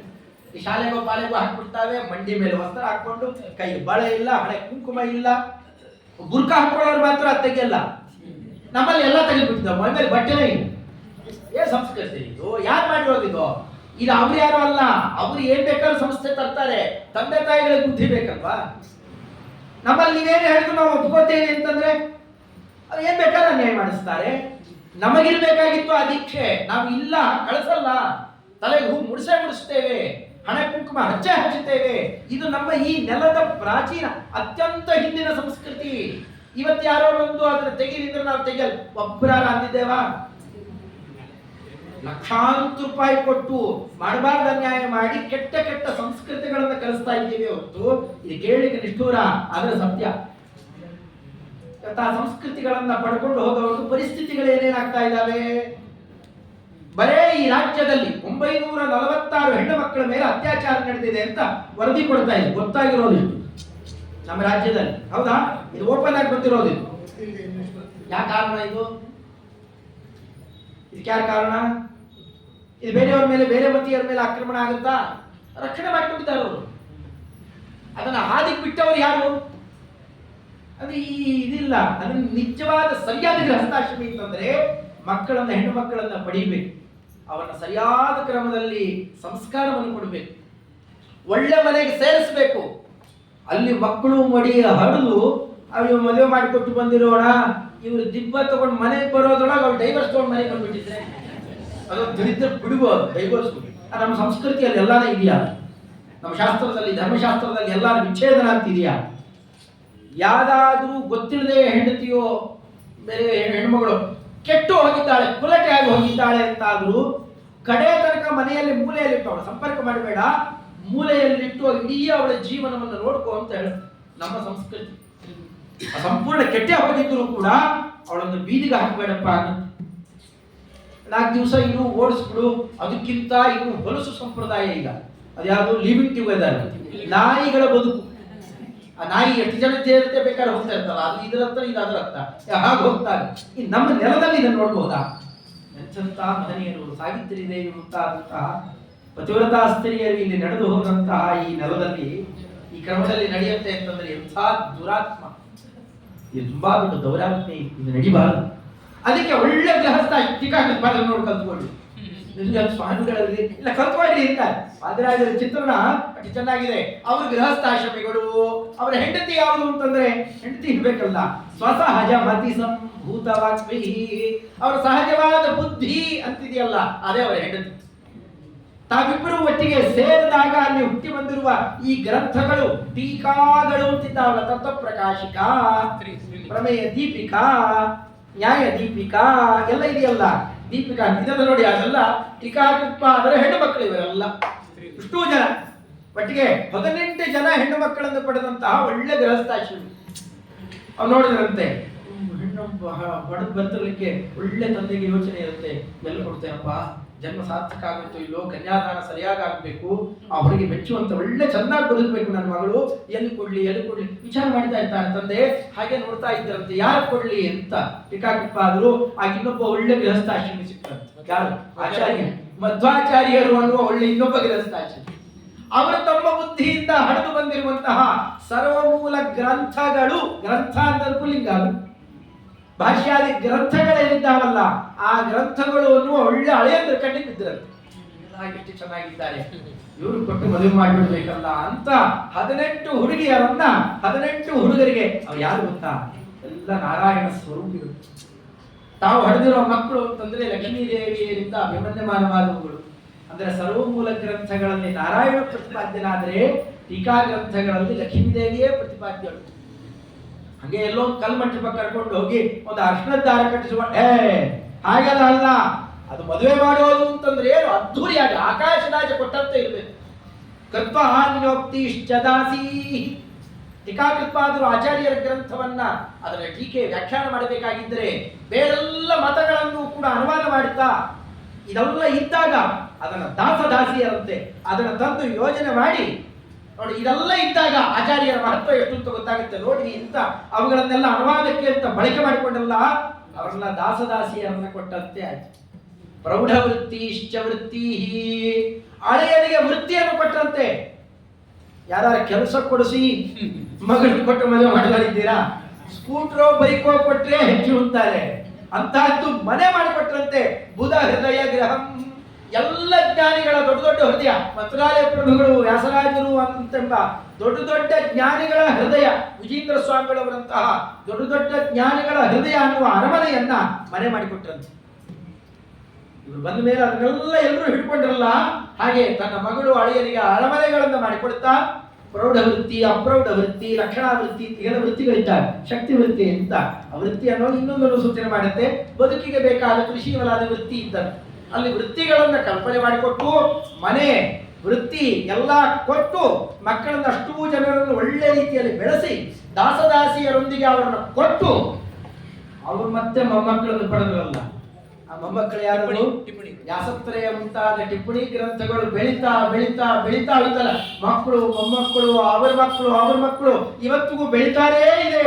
ಈ ಅದ್ಭುತವಾದ ಮೊಮ್ಮಗನನ್ನ ಮೊಮ್ಮಕ್ಕಳನ್ನ ಕಂಡ್ರೆ ಅವತ್ತು ಆ ಮಾತಾಮಹ ಏನಿದ್ದಾರಲ್ಲ, ಹೆಣ್ಣಿನ ತಂದೆ, ಅವನ ಜನ್ಮ ಅವತ್ತು ಸಾರ್ಥಕ. ಈ ಮೊಮ್ಮಕ್ಕಳನ್ನು ಪಡೆಯೋದಲ್ಲ, ಮಗನ ಮಕ್ಕಳಿಗಿಂತ ಮಗಳ ಮಕ್ಕಳನ್ನ ನೋಡಿದ ಅಂತಂದ್ರೆ ಅವತ್ತು ಉದ್ಧತನಾದ ಅಂತ. ಹೀಗೆ ಜಯಮುನಿ ರಸಕೃತೆ ವೀಕ್ಷರೇ ಮೇ ಕೃತಾರ್ಥ, ಮತ್ತೆ ಮತ್ತೆ ಈ ಬೆಳವಣಿಗೆಯನ್ನು ನೋಡಿ ಕೃತಾರ್ಥರಾಗಿದ್ದಾರೆ ಇವತ್ತು ಟೀಕಾಕೃತ್ಪಾದರು. ಅವರು ಇವರೇ ಹೇಳಿದ್ರೆ ಮಾತು ಬೇರೆ. ಟೀಕಾಕೃತ್ಪಾದರಿಗೆ ಸರಿಯಾಗಿ ಪಾಠನೇ ಸಿಕ್ಕಿಲ್ಲ, ಅದರಲ್ಲೂ ಶುದ್ಧ ಪಾಠ ಅವರಿಗೆ ಸಿಕ್ಕೇ ಇಲ್ಲ. ಹೆಣ್ಣು ಕುಡುಕ ಹೇಳೋದು, ಅವ್ರು ಹೇಳೋರು ಯಾರದನ್ನ ಇದು ಧೂಮಪಾನ ಅದು ಇದು ಮಾಡ್ತಾರೆ. ಅವ್ರು ಏನ್ ಬೆಲೆ ಕೊಡಬೇಕಿದೆ ಅವರಿಗೆ? ವಾದಿರಾಜ ಸ್ವಾಮಿಗಳಂತಹ ಮಹಾನುಭಾವರು ಎಂಥ ಯುಕ್ತಿವಲ್ಲಿಕಾದಿ ಗ್ರಂಥಗಳನ್ನು ಕೊಟ್ಟು ಇಡೀ ಜಗತ್ತನ್ನು ಉದ್ಧಾರ ಮಾಡಿದವರು. ಅಂಥವರು ಟೀಕಾಕೃತ್ಪಾದರ ಗ್ರಂಥಗಳೇ ಆಚಾರ್ಯರ ಗ್ರಂಥಕ್ಕೆ ಹೊಂದಾಣಿಕೆ ಆಗುವಂತಹ ನಿಯತ ಪತಿ ಭಾವ ಇದೆ. ರಮಾನಾರಾಯಣರಂತೆ ಅಂತ ವರ್ಣನೆ ಮಾಡಿದ್ದಾರೆ. ಇದಕ್ಕಿಂತ ಈ ಚಿತ್ರಣ ಬೇಕಾ? ತೀರ್ಥ ಪ್ರಬಂಧದಲ್ಲಿ ಇದರ ವರ್ಣನೆಯನ್ನು ನಾವು ಕಾಣಬಹುದು. ಆಮೇಲೆ ಇನ್ನೆಂಥ ಟೀಕಾ ಗ್ರಂಥಗಳನ್ನು ನಾವು ಕೊಟ್ಟಿದ್ದಾರೆ. ಅದನ್ನೇ ವ್ಯಾಸರಾಜರು ಅಂದಿತ್ತು, ನಿಧನ್ ನಾರಾಯಣ ಕ್ವಯ ಪ್ರದರ್ಶಿತೋ ಏನ ಸಮ್ಯಕ್ ಜಯತೀರ್ಥಂ ತಮಾಶ್ರಯೇ. ಇಂತಹ ಟೀಕಾಕೃತ್ಪಾದರನ್ನು ನಾವು ಆಶ್ರಯಿಸ್ತೇವೆ. ಟೀಕಾ ಅದೇನೆ, ಬೇರೆಲ್ಲ ಪ್ರಾಚೀನರಿಗೂ ಸಮ್ಮತವಾಗುವಂತೆ ಮುಂದೆಲ್ಲರಿಗೂ ಆಶ್ರಯವನ್ನು ಕೊಡುವಂತೆ ತಾವೇನು ರಚನೆ ಮಾಡಿದ್ದಾರೆ. ಆ ಸಾಮಾನ್ಯ ಹರಿವಾಯುಗಳು ಅಲ್ಲೇ ನಿಂತು ನಡೆಸಿದ್ದಾರೆ ಆ ಸೇವೆ. ಅದನ್ನೇ ತಾವು ಆ ಕಾಲಕ್ಕೆ ಪರಮ ಶ್ರೀಮತ್ ಪೂರ್ಣ ಪರಮತಿ ಗುರುಕಾರಣ್ಯ ಸುರಳೆ ಅದನ್ನೇ ಅವರು ಚಿತ್ರಣ ಮಾಡಿದ್ದು ಕೂಡ. ಅದನ್ನೇ ಅಂತಾರೆ ಸರಸಾರ್ಥ ಶಬ್ದ ವಿಲಸದ್ ಬಂಧಾಕರಾಣ ಗಿರಾಂ ಬಂಧಾನ ಅಂತ. ಎಷ್ಟು ಪ್ರಬಂಧಗಳನ್ನು ನಿಮ್ಮಲ್ಲಿ ನೋಡಬಹುದು ಸ್ವಾಮಿ. ಇಂಧಾನವರ್ಕ ಪರಿ ಅರ್ಕ ವಿಭಾ ಪರಿ ಭವಜರಿ ಸಂಧಾಯಿನ ತೇಜಸ. ಅರ್ಕ ವಿಭಾ ಸೂರ್ಯನ ಕಿರಣಗಳು ನಾಚಬೇಕು. ಆ ರೀತಿಯಲ್ಲಿರುವ ನಿಮ್ಮ ಅದ್ಭುತವಾದ ತೇಜಸ್ಸಿನಿಂದಾಗಿ ದುರ್ಮತಗಳನ್ನ ಇಂಧಾನ ಬೆಂಕಿಯಂತೂ ಉರಿದು ಸುಡ್ತಾ ಇದ್ದೇನೆ. ವೃಂಧಾನೋ ಯಶಸ ದಿಶಕ್ಕ ವಿಶಿರ ಸಂಧಾರ್ಯ ಮಾಣೇನವೇ. ಇನ್ನು ದೊಡ್ಡ ದೊಡ್ಡ ಜ್ಞಾನಿಗಳ ಶಿರಸ್ಸಿನಲ್ಲಿ ಇವತ್ತೂ ನಿಮ್ಮ ಕೀರ್ತಿಯ ರತ್ನ ಮೆರಿತಾ ಇದೆ. ಇವತ್ತು ಅದನ್ನು ಹಿಡ್ಕೊಂಡು ಟೀಕಾಕೃತ್ಪಾದರ ಮಾತಿನ ಶೈಲಿಯನ್ನ ಕೇಳಿಬಿಟ್ರು ಅಂತಂದ್ರೆ 4 ದಿವಸ ಸ್ವಲ್ಪ ಕುತ್ಕೊಂಡು ಅದನ್ನ ಹತ್ತಿರದಲ್ಲಿ ಅಧ್ಯಯನ ಮಾಡಿಬಿಟ್ರೆ ಅವನ ಮಾತಿನ ಶೈಲಿ ಬದಲಾಗಿ ವ್ಯವಸ್ಥಿತವಾಗಿ ಮಾತಾಡಿ ಶುರು ಮಾಡ್ತಾರೆ. ಬೆಳೆದಿದ್ದು ಅದು ಇದು ಹರಟೆ ಗೆರಟೆ ಎಲ್ಲ ನಿಂತು ಹೋಗ್ಬಿಡುತ್ತೆ. ಮಾತು ಕೇಳ್ತಾ ಇದ್ರೆ ಸಾಕು. ಹೆಚ್ಚಿನ ಗ್ರಂಥ ಬೇಡ, ತತ್ವಸಂಖ್ಯಾನ ಟೀಕಾವನ್ನ ಕೇಳ್ತಾ ಇರಿ ಸಾಕು. ಬೇರೆದಲ್ಲ, ಪುಟ್ಟ ಗ್ರಂಥ, ತುಂಬ ಸುಲಭವಾದ ಶೈಲಿ ಇದೆ. ಎಷ್ಟು ಚೆನ್ನಾಗಿ ತೋರಿಸ್ಕೊಡ್ತಾರೆ. ಏನೇನು 1000 ರೀತಿಯಲ್ಲಿ ವಿಂಗಡಣೆ ಮಾಡಬಹುದಾಗಿತ್ತು. ಇಡೀ ಪ್ರಪಂಚವನ್ನ ನೀವು ಭಾಗ ಮಾಡ್ತಾ ಬರಬೇಕು, ಜನಗಳಿಗೆ ಅರ್ಥ ಮಾಡಿಸ್ಬೇಕು, ಕೆಟಗರಿ ಮಾಡಿ ತೋರಿಸ್ಬೇಕು. ಒಟ್ಟಾರೆ ಎಷ್ಟು ಪದಾರ್ಥ ಇದೆ, ಹೇಗೆ ಅರ್ಥ ಮಾಡಿಸ್ಬೋದು? ಬೇಕಾಗ್ತದೆ. ನಿತ್ಯ ಅನಿತ್ಯ ವಸ್ತುಗಳು ಅಂತ ತಗೋಬಹುದು. ನಿತ್ಯ ವಸ್ತುಗಳು ಅಂದರೆ ಜೀವರೆಲ್ಲ ಇದ್ದಾರೆ. ಪರಮಾತ್ಮನಿಂದ ಹಿಡಿದು ಎಲ್ಲ ಜೀವರು ನಿತ್ಯರಿದ್ದಾರೆ.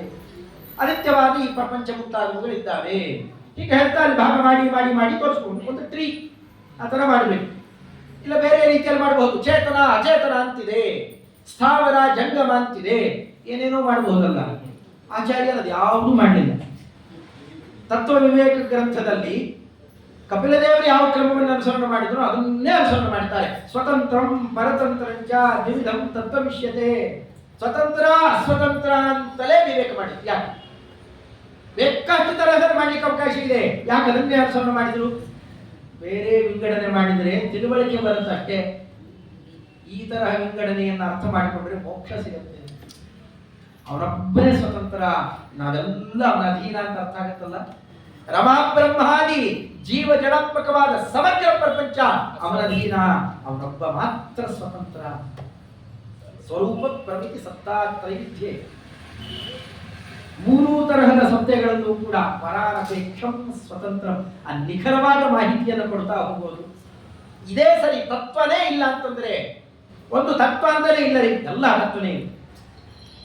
ನೀನು ಆಡ್ತಿದ್ಯಲ್ಲ ಮಾತು, ಇನ್ನೇನು ಹೆಚ್ಚು ಕೇಳೋದೇ ಇಲ್ಲ. ಟೀಕಾಕೃತ್ಪಾದರ ಶೈಲಿ ಎಷ್ಟು ಚೆನ್ನಾಗಿದೆ. ತತ್ವನೇ ಇಲ್ಲ ಅಂದಲ್ಲ, ಆ ಮಾತು ತತ್ವನೇ ಇಲ್ಲ. ಅದಾಗಿದೆಯೋ ಇಲ್ವೋ? ಅದೇ ಇಲ್ಲ ಅಂದ್ರೆ ತತ್ವ ಇದೆ ಅಂತ ಆಗುತ್ತೆ.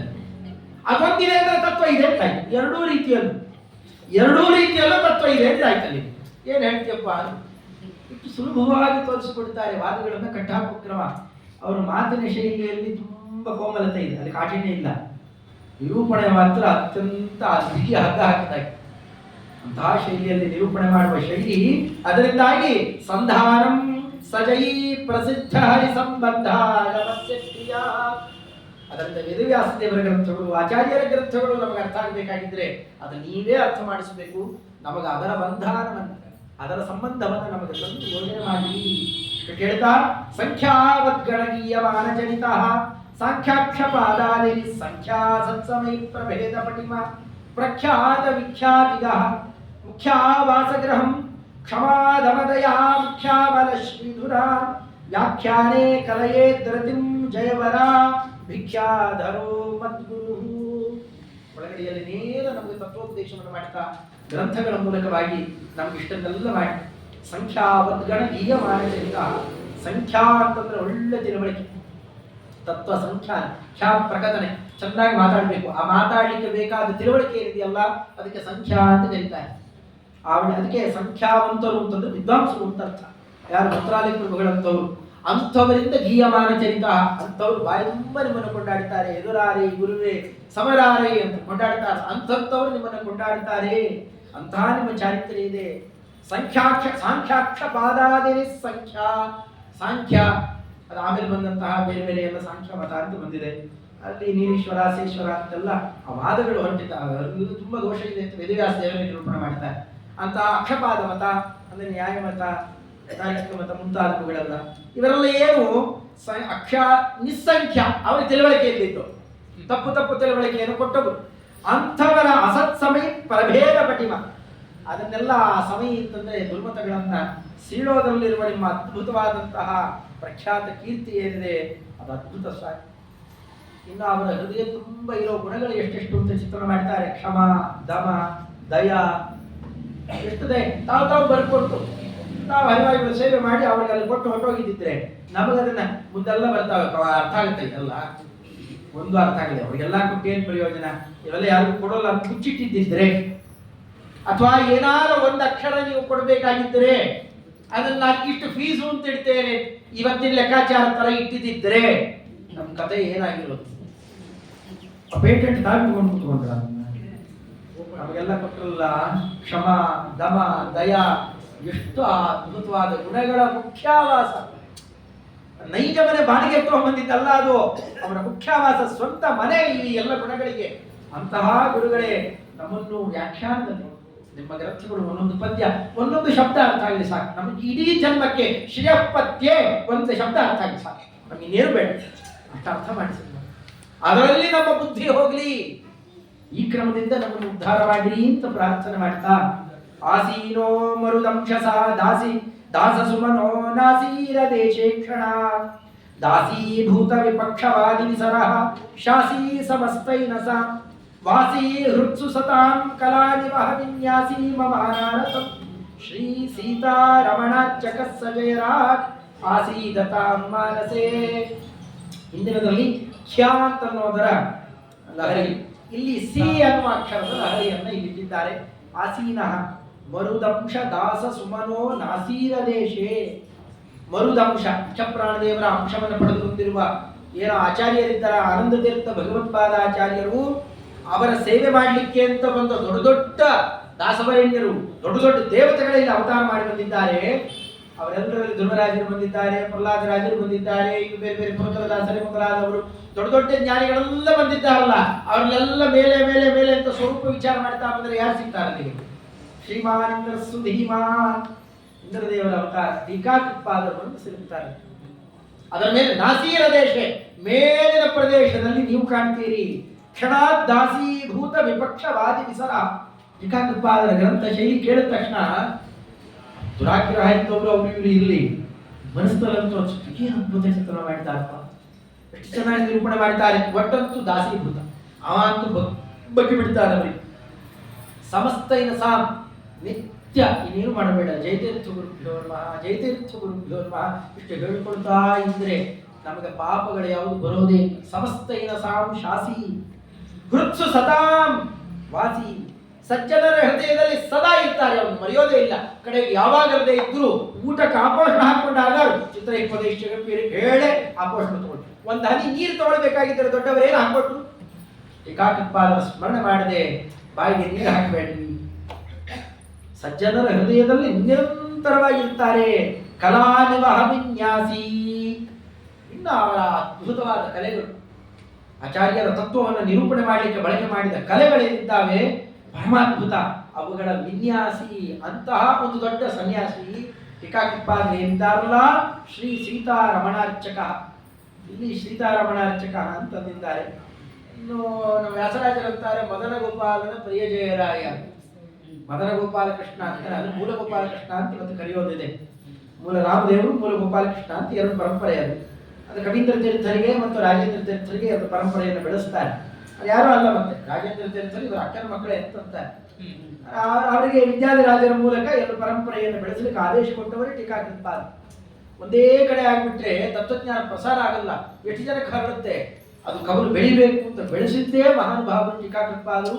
ವಿದ್ಯಾಧಿರಾಜ ತೀರ್ಥ ಶ್ರೀಪಾದಗಳು ಮಹಾನುಭಾವರು ಆ ರೀತಿ ಬೆಳೆಸ್ತಾರೆ. ಅವಾಗ ಎರಡು ಪರಂಪರೆಗೆ ಎರಡು ಪ್ರಧಾನ ಪ್ರತೀಕಗಳನ್ನು ಕೊಡ್ತಾರೆ. ಮೂಲ ಗೋಪಾಲಕೃಷ್ಣ, ಮೂಲ ರಾಮದೇವ, ಎರಡೂ ನಾವು ಪೂಜೆ ಮಾಡ್ತಾ ಇದ್ದ ಪ್ರತೀಕಗಳು.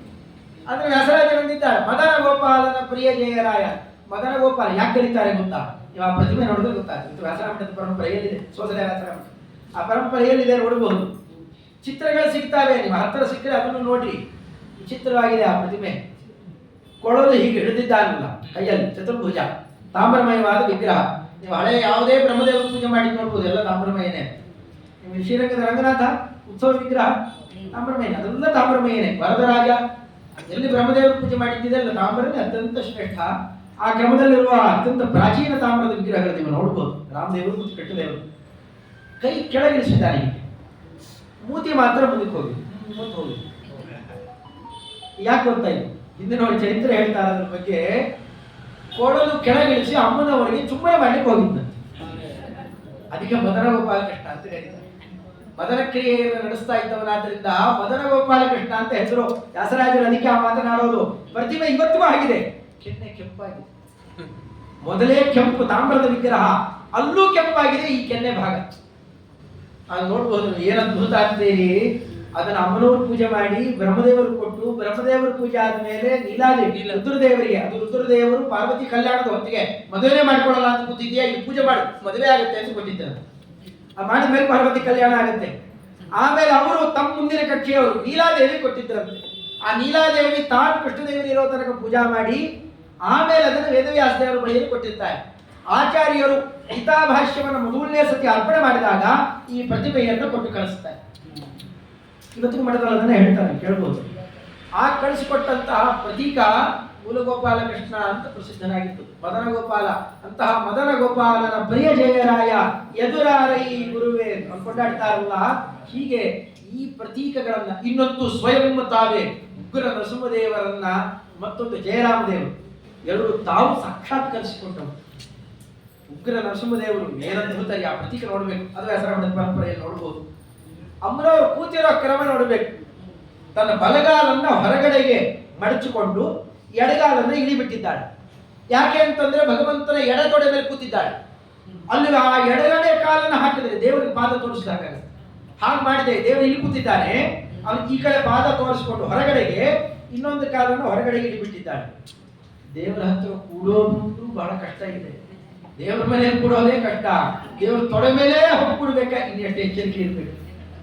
ಆ ಪ್ರತಿಮೆ ಅದನ್ನೆಲ್ಲ ತೋರಿಸಿಕೊಡುತ್ತೇವೆ. ಏನು ವ್ಯಾಪ್ತಾಸ್ಯ, ಆ ಮುಖಮಂಡಲವನ್ನ ತೋರಿಸಿ ಹಾಕುತ್ತಿದ್ದಾರಲ್ಲ, ಎರಡೂ ಕೈಗಳನ್ನ ಚಾಚಿ ತಂತ್ರಸಾರ ಸಂಗ್ರಹದಲ್ಲಿ ಹೇಗೆ ಧ್ಯಾನ ಶ್ಲೋಕ ಇದೆ ಅದೇ ಕ್ರಮದಲ್ಲಿ ತಾವು ಕಂಡಿತು. ಇದು ಕೃಷ್ಣದೇವರಾಯನಿಗೆ ರಾಜನಿಗೆ ಎಷ್ಟು ಆ ಒಳಗಡೆಯಲ್ಲಿ ಆ ಸ್ಫುರಣ ಆಗುತ್ತೆ, ಅದರ ಆಸೆ ಹುಟ್ಟತ್ತೆ ಅಂದ್ರೆ ಉಗ್ರ ನರಸಿಂಹ ಅಂತ ಇವತ್ತೇ ದೊಡ್ಡದು ಒಡೆದು ಬಿಟ್ಟಿದ್ದಾರಲ್ಲ, ಈ ಪ್ರತೀಕವನ್ನ ಅಲ್ಲಿ ನಿರ್ಮಾಣ ಮಾಡಿಸ್ತಾರೆ. ಇದೇ ಪ್ರತೀಕ ಹಾಗೆ ಇರೋದು, ಅದು ಬೇರೆದಲ್ಲ. ಅದು ಇನ್ನೆಷ್ಟು ಪ್ರಭಾವ ಬೀರಿರಬೇಕು ಆ ಪ್ರತೀಕ. ಇವತ್ತಿಗೂ ಅದು ಮಠದಲ್ಲಿ ಪೂಜೆಯನ್ನು ಕೈಗೊಳ್ತಾ ಇದೆ ನೋಡ್ಬೋದು. ಇದು ಟೀಕಾಟಪಾದರಿಗೆ ಒಲದು ಬಂದ ಪ್ರತೀಕ. ಅದೇ ಇದನ್ನೆಲ್ಲ ಹೀಗೆ ಭಗವಂತನ ಪಾದಪದ್ಮವನ್ನ ಅರ್ಚನೆ ಮಾಡತಕ್ಕಂತಹ ಜಯರಾಜರೇ ಆಸೀತ ಮಾನಸೆ. ಆರಾಧನೆ ದಿವಸ ಮಾತ್ರ ಯಾವಾಗಲೂ ಒಂದ್ಸತಿ ಹೇಳಿ ಮುಗಿಸ್ಬಿಡೋದಲ್ಲ, ಸದಾ ನಮ್ಮ ಹೃದಯದಲ್ಲಿದ್ದು ನಮಗೇನು ಬೇಕು ಅದನ್ನು ಕೊಡ್ತಾ ಇಲ್ಲಿ. ಪಕ್ಷೀ ಶಾಸನ ಪಾದ ಪೂಜನರತಃ ಕಕ್ಷೀಕೃತೋದ್ಯದ್ದಯೋ ಲಕ್ಷೀಕೃತ್ಯ ಸಭಾತಲೆ ರಗದ ಸತ್ಪಕ್ಷೀಶ್ವರಾಣ ಕ್ಷಿಪತೆ ಅಕ್ಷೀಣ ಪ್ರತಿಭಾಭರೋ ವಿಧಿಸರೋಜಾಕ್ಷಿ ವಿಹಾರಾಕರ ಲಕ್ಷ್ಮೀನ್ನ ಕಲಯೇ ಜೈ ಸುಚಿರಮಧ್ಯಕ್ಷೀಕೃತ ಕ್ಷೋಭಣ. ಅಥವಾ ಅದನ್ನ ಇನ್ನೊಂದು ಪಾಠ ಇದೆ, ಅತ್ಯಕ್ಷೀಕೃತಾಕ್ಷೋಭಣ. ಇದು ಈ ಪದ್ಯ ರಹಸ್ಯವಾಗಿ ಅವರು ವ್ಯಾಖ್ಯಾನಕಾರರು ಮುಂತಾದವರಿಗೆ ತಿಳಿಸೋದು. ಸಂಪತ್ತು ಬೇಕು ಅಂತಿದ್ರೆ ಈ ಪದ್ಯವನ್ನು ಹೇಳ್ತಾ ಇದ್ದಾರೆ. ಎಂಥ ಸಂಪತ್ತು ಕೊಟ್ಟು ಬಿಡ್ತಾರೆ ಅಂತ ಗ್ರಂಥಕಾರರು ಹೇಳ್ಕೊಳ್ತಾರೆ. ಅಂಥದ್ದು ಪಕ್ಷೀ ಶಾಸನ.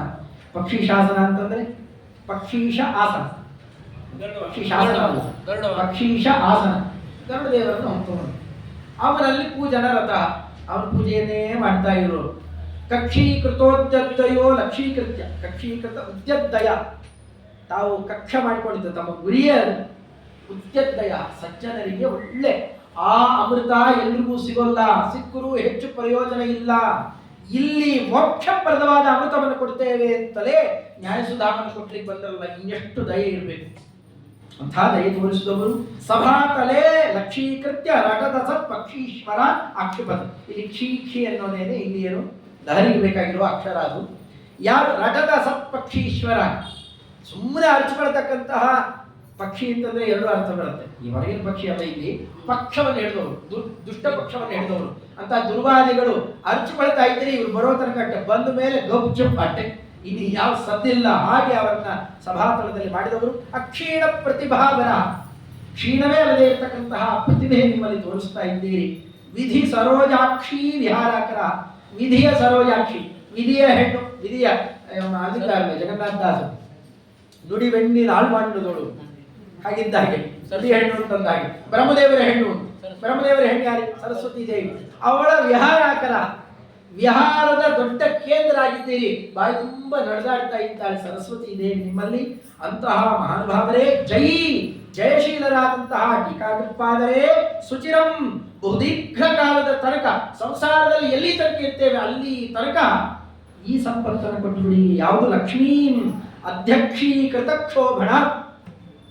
ಅತ್ಯಕ್ಷೋಭಣ, ಕ್ಷೋಭ ಅಂತ ಯಾರು ಕರೀತಾರೆ? ಕ್ಷೋಭಣ ದೇವ ಯಾರು ಕರೀತಾರೆ? ಭಗವಂತನನ್ನು.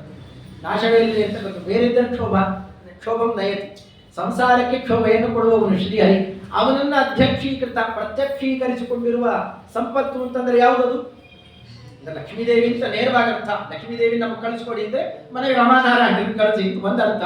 ಇನ್ನೊಂದು ಅಧ್ಯಕ್ಷೀಕೃತ ಕ್ಷೋಭಣ ಏನ ಏಯ ಅಂದ್ರೆ ಯಾವ ಸಂಪತ್ತು ಇದ್ರೆ ಭಗವದ ಪರೋಕ್ಷಕ್ಕೆ ಕಾರಣ ಆಗುತ್ತೋ, ತಿನ್ನಕ್ಕೆ ಉಣ್ಣಕ್ಕೆ ತಮಸ್ಸಿಗೆ ಹೋಗೋ ಸಂಪತ್ತು ಬೇಡ.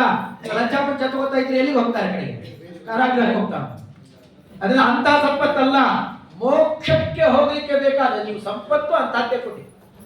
ಅಂಥ ಲಕ್ಷ್ಮೀ ನಕ್ಕಲೆಯೇ ಅಥವಾ ಅಧ್ಯಕ್ಷೀಕೃತ ಆಕ್ಷೋಭಣ ಅಂತಂದ್ರೆ ಆಕ್ಷೋಭಣ, ಅಕ್ಷೋಭಣ ಅಂತಂದ್ರೆ ನಾಶವೇ ಆಗದೆ ಇರುವ ನಮಗೆ ಪ್ರತ್ಯಕ್ಷದಲ್ಲಿ ಕಾಣುವಂತಹ ಒಳ್ಳೆ ಸಂಪತ್ತನ್ನು ಕೊಡಿರಿ.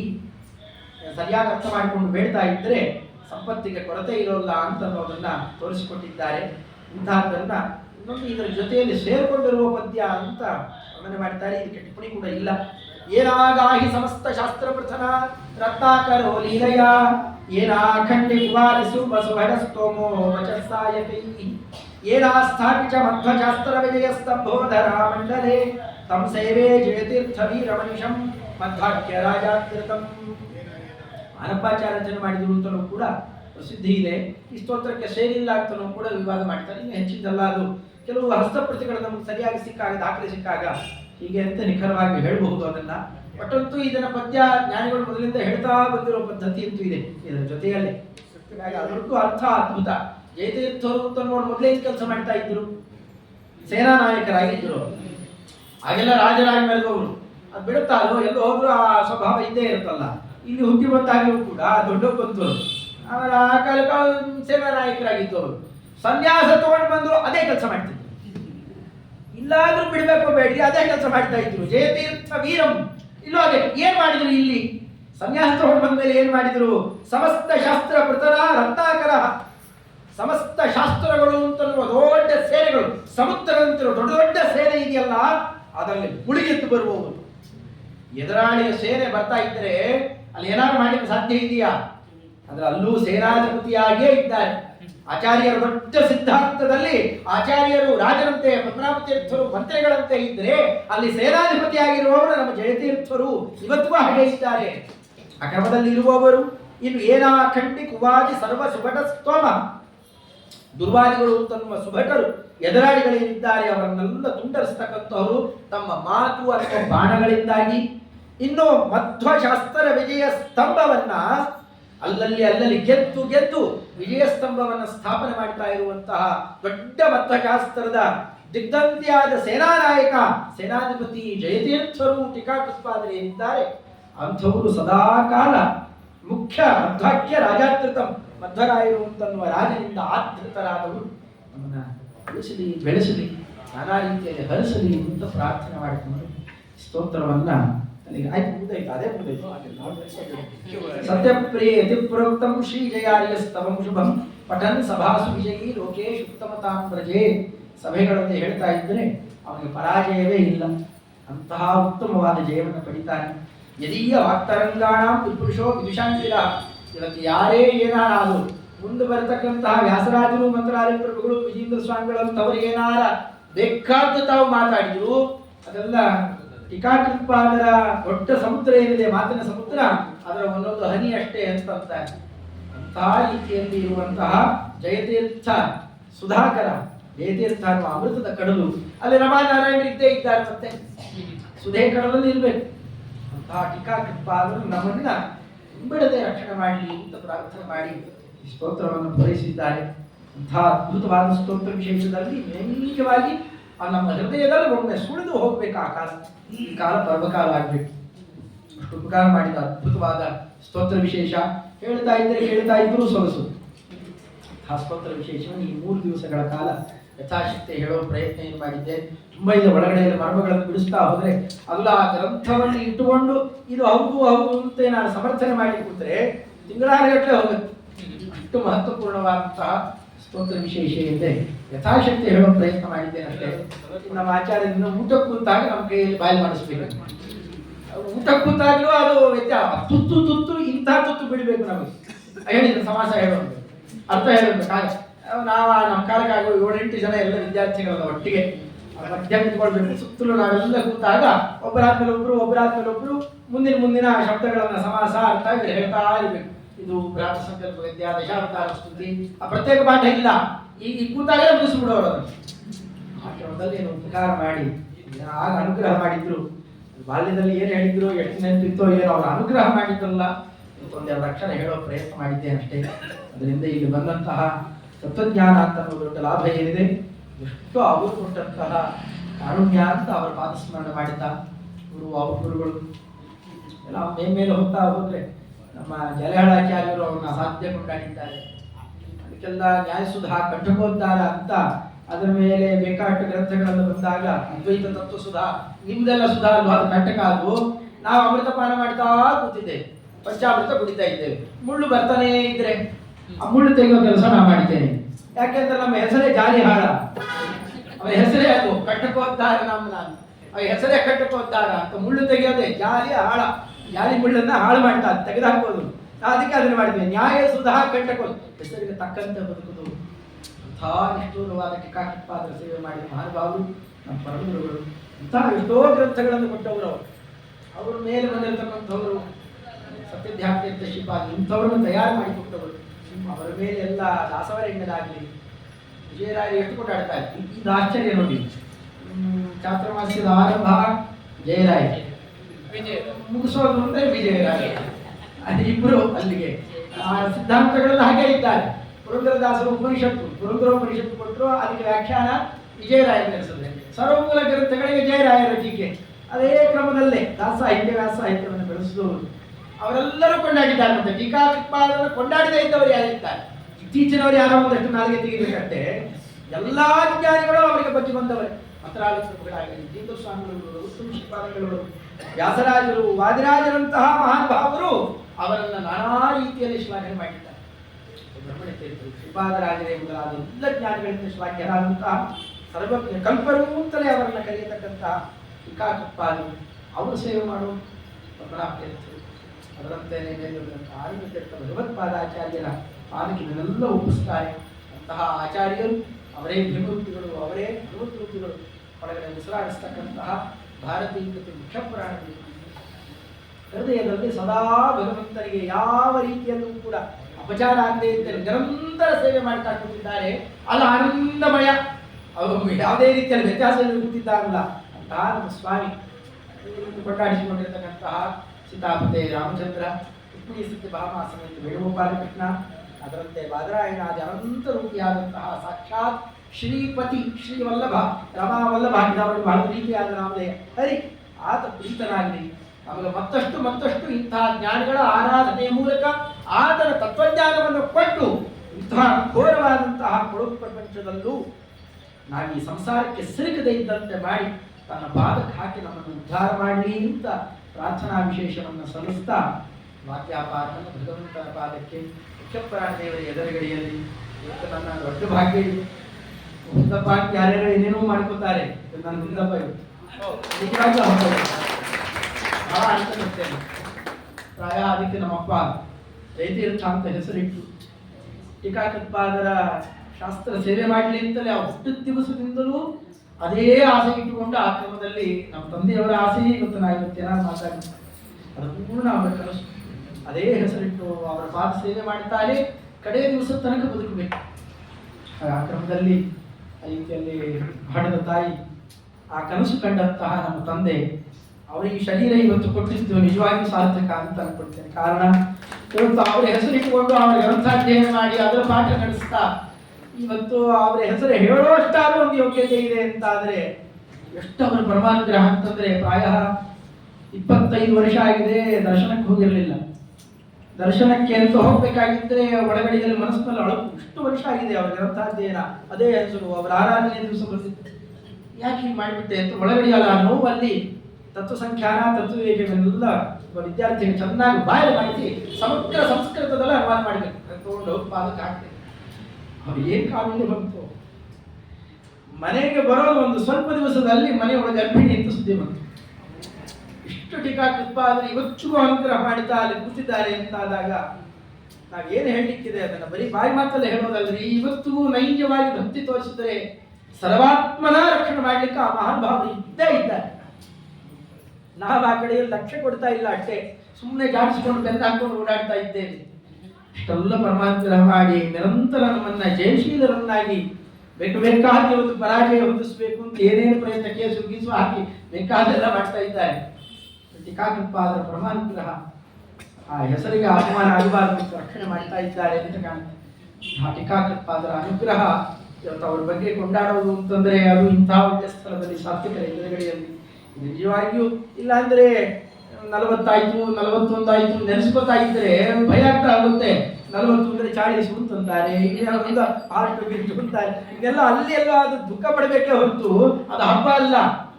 ಈ ರೀತಿ ನಡೆದಾಗ ಇಷ್ಟು ದಿನದ ತನಕ ನಿನ್ಪಾದ ಸೇವೆಗೆ ನಾವು ರಕ್ತನೋ ಮಲನೋ ಮೂತ್ರನೋ ಕೊಟ್ರೆ ಅದನ್ನ ಪರೀಕ್ಷೆ ಮಾಡ್ತಾ ಬದುಕ್ತಾ ಇರೋರು ಎಷ್ಟೋ ಜನ ನೋಡ್ತೇವೆ. ನಮ್ಮನ್ನ ಹಾಗೆ ಮಾಡಲಿಲ್ಲ.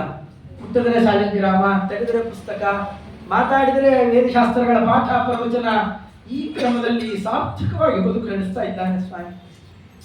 ಇಂಥ ಜೀವನವನ್ನೇ ಇನ್ನೂ ಉತ್ಕೃಷ್ಟವಾಗಿ ಕಡೆಯ ಕ್ಷಣ ಬದುಕಿರುವ ತನಕನೂ ಕೂಡ ಇಂಥ ಜೀವನವನ್ನು ಕೊಡು ಸ್ವಾಮಿ. ನಿನ್ನ ಪಾದ ಸೇವೆ, ನಿನ್ನವರ ಪಾದ ಸೇವೆ. ಧರ್ಮರಾಜರು ಹೇಳಿದಂತೆ ಭವಜ್ಜನ ಕಥಾ ಶ್ರವಣೇನ ವಾಸ್ಯ, ಆ ಸೇವೆಯನ್ನು ಮಾಡಿಸ್ತಾ ಧರ್ಮೋತ್ತರಿ ರೂಪಿ ಪರಮಾತ್ಮ ಈ ಜನ್ಮ ಸಾರ್ಥಕ ಪಡಿಸಲಿ ಅಂತ ನಮ್ಮಲ್ಲಿ ಪ್ರಾರ್ಥನೆ ಮಾಡ್ತಾ ವ್ಯಾಪಾರವನ್ನು ಇದೆಲ್ಲ ಗೊತ್ತಿದ್ದೇನೆ. ನಮ್ಮ ಸರ್ವೋತ್ತಮರಾಯ ಇವತ್ತು ಹುಟ್ಟದಪ್ಪ ಆಚಾರ್ಯ ನೀವು ಈ ಕೆಲಸ ಮಾಡಬೇಕು ಅಂತ ಅವತ್ತರಿಂದ ಹೇಳಿ ನಾವು ವಾಟ್ಸಾಪ್ ಅಲ್ಲಿ ಮೆಸೇಜ್ ಹಾಕೋದು ನೋಡಬೇಕು. ಸಾಮಾನ್ಯ ಎಲ್ಲ ಪ್ರವಚನಗಳನ್ನ ಅಷ್ಟೆಲ್ಲ ಪ್ರಚಾರ ಮಾಡಲ್ಲ. ಏನು ಮೇಲಿಂದ ಮೇಲೆ ನೀವು ಗಮನಿಸಿದರೆ ಗೊತ್ತಾಗುತ್ತೆ ಅದನ್ನ. ಇದೊಂದು ವಿಶೇಷ ಕಾರ್ಯಕ್ರಮ ಬರಲೇಬೇಕು. ಎಷ್ಟು ಆಧಾರ ತೋರಿಸಿ ಅವ್ರ ವಯಸ್ಸೇನ್ರಿ, ಎಷ್ಟಾಗಿದೆ ಏನ್ ಕತೆ, ಇವತ್ತಿಗೂ ಹುಡುಗರಂತೆ ನಿಂತುಕೊಂಡು ಅದನ್ನೆಲ್ಲ ಸ್ಪಾನ್ಸರ್ ಮಾಡ್ತಾರೆ ಅಂತಂದ್ರೆ ವಿಷಪ್ರಾಣದೇವರ ಅನುಗ್ರಹ ಗಟ್ಟಿಯಾಗಿ ಇದೆ. ಅದಕ್ಕೆ ತಾವೇ ಪ್ರತಿ ಕ್ಷಣದಲ್ಲಿ ಪ್ರೆಸಿಡೆಂಟ್ ಸಾಧಾರಣ ಉಪನ್ಯಾಸಗಳನ್ನು ನೀಡಿಸಿಬಿಡ್ತಾರೆ. ಎಲ್ಲ ನಡೀತಾ ಇದೆಯಾ ಅಂತ ಕೇಳ್ಕೊತಾರೆ. ಮೊದಲೇ ಬಂದು ಅವರಿಗಿರೋ ಕಾರ್ಯವ್ಯಾಪ್ತಿಯಲ್ಲಿ ಇವತ್ತಿಗೂ ಬಂದು ಕುತ್ಕೊಳ್ತಾರೆ ಅಂತಂದ್ರೆ ಇದು ಬಾಕಿಯವರೆಲ್ಲರೂ ನೋಡಿ ಆದರ್ಶ ಕಲಿಬೇಕು. ಈಗ ಮಧ್ವರಾಗ ಅದು ಹೆಸರಿಗಷ್ಟೇ ಮಧ್ವ ಸಂಘ ಅಲ್ಲ, ನೀವು ಬೇರೆ ದಾರ್ಶನಿಕರ ಹೆಸರಲ್ಲಿ ಇದೆಯಾ? ನಾ ಪ್ರತಿ ಸತಿ ಹೇಳೋದಿದ್ದನ್ನು. ಈ ಕ್ರಮದಲ್ಲಿ ಮಧ್ವ ಸಂಘ ಬೆಳೀತಾನೇ ಇರಬೇಕು. ಬಿಲ್ಡಿಂಗ್ ಬೆಳೆದಕ್ಕೆ ಅವಕಾಶ ಇಲ್ಲ ಇಲ್ಲಿ, ಹೌದಾ? ಮೇಲ್ಗಡೆ ಎಲೆಕ್ಟ್ರಿಕ್ ವೈರ್ ಬಂದಿದೆ. ಆದ್ರೆ ಮಧ್ವ ಸಂಘ ಈ ಕ್ರಮದಲ್ಲಿ ಬೆಳೀತಾನೆ ಇರಬೇಕು. ಮಕ್ಕಳು ಮರಿ ಮುಂತಾದವರು ಈ ಕ್ರಮದಲ್ಲಿ ನಮ್ಮ ಸಿದ್ಧಾಂತ ಬೆಳೆಸಿದರೆ ಇದು ಬರೀ ಇದನ್ನ ಬೆಳೆಸೋದಲ್ಲ, ನಮ್ಮ ಬೆಳವಣಿಗೆ ಮತ್ತಷ್ಟು ಎಲ್ಲ ರೀತಿಯಲ್ಲಿ ಹನುಮಪ್ಪನೇ ನಿಂತು, ದಸರಾಜರು ಪೂಜೆ ಮಾಡಿದ ಹನುಮಪ್ಪ ಆತ ನಿಂತು ನಮ್ಮನ್ನು ಹೀಗೆ ಬೆಳೆಸ್ತಾನೇ ಇರಲಿ. ಆ ಬೆಳವಣಿಗೆಯಲ್ಲಿ ನಾನು ಒಬ್ಬ ಸೇರಿದವನಾಗಿರಲಿ ಅಂತ ಪ್ರಾರ್ಥನೆಯನ್ನು ಕೇಳ್ಕೊಳ್ತಾ ವಿಷಪ್ರಾಣಿಯವರಲ್ಲಿ ಈ ಪ್ರಾರ್ಥನೆಯನ್ನ ಮತ್ತೆ ನೋಡಿ ದೊಡ್ಡ ಪ್ರಮೋಷನ್ ಏನು ಮಾಡಿ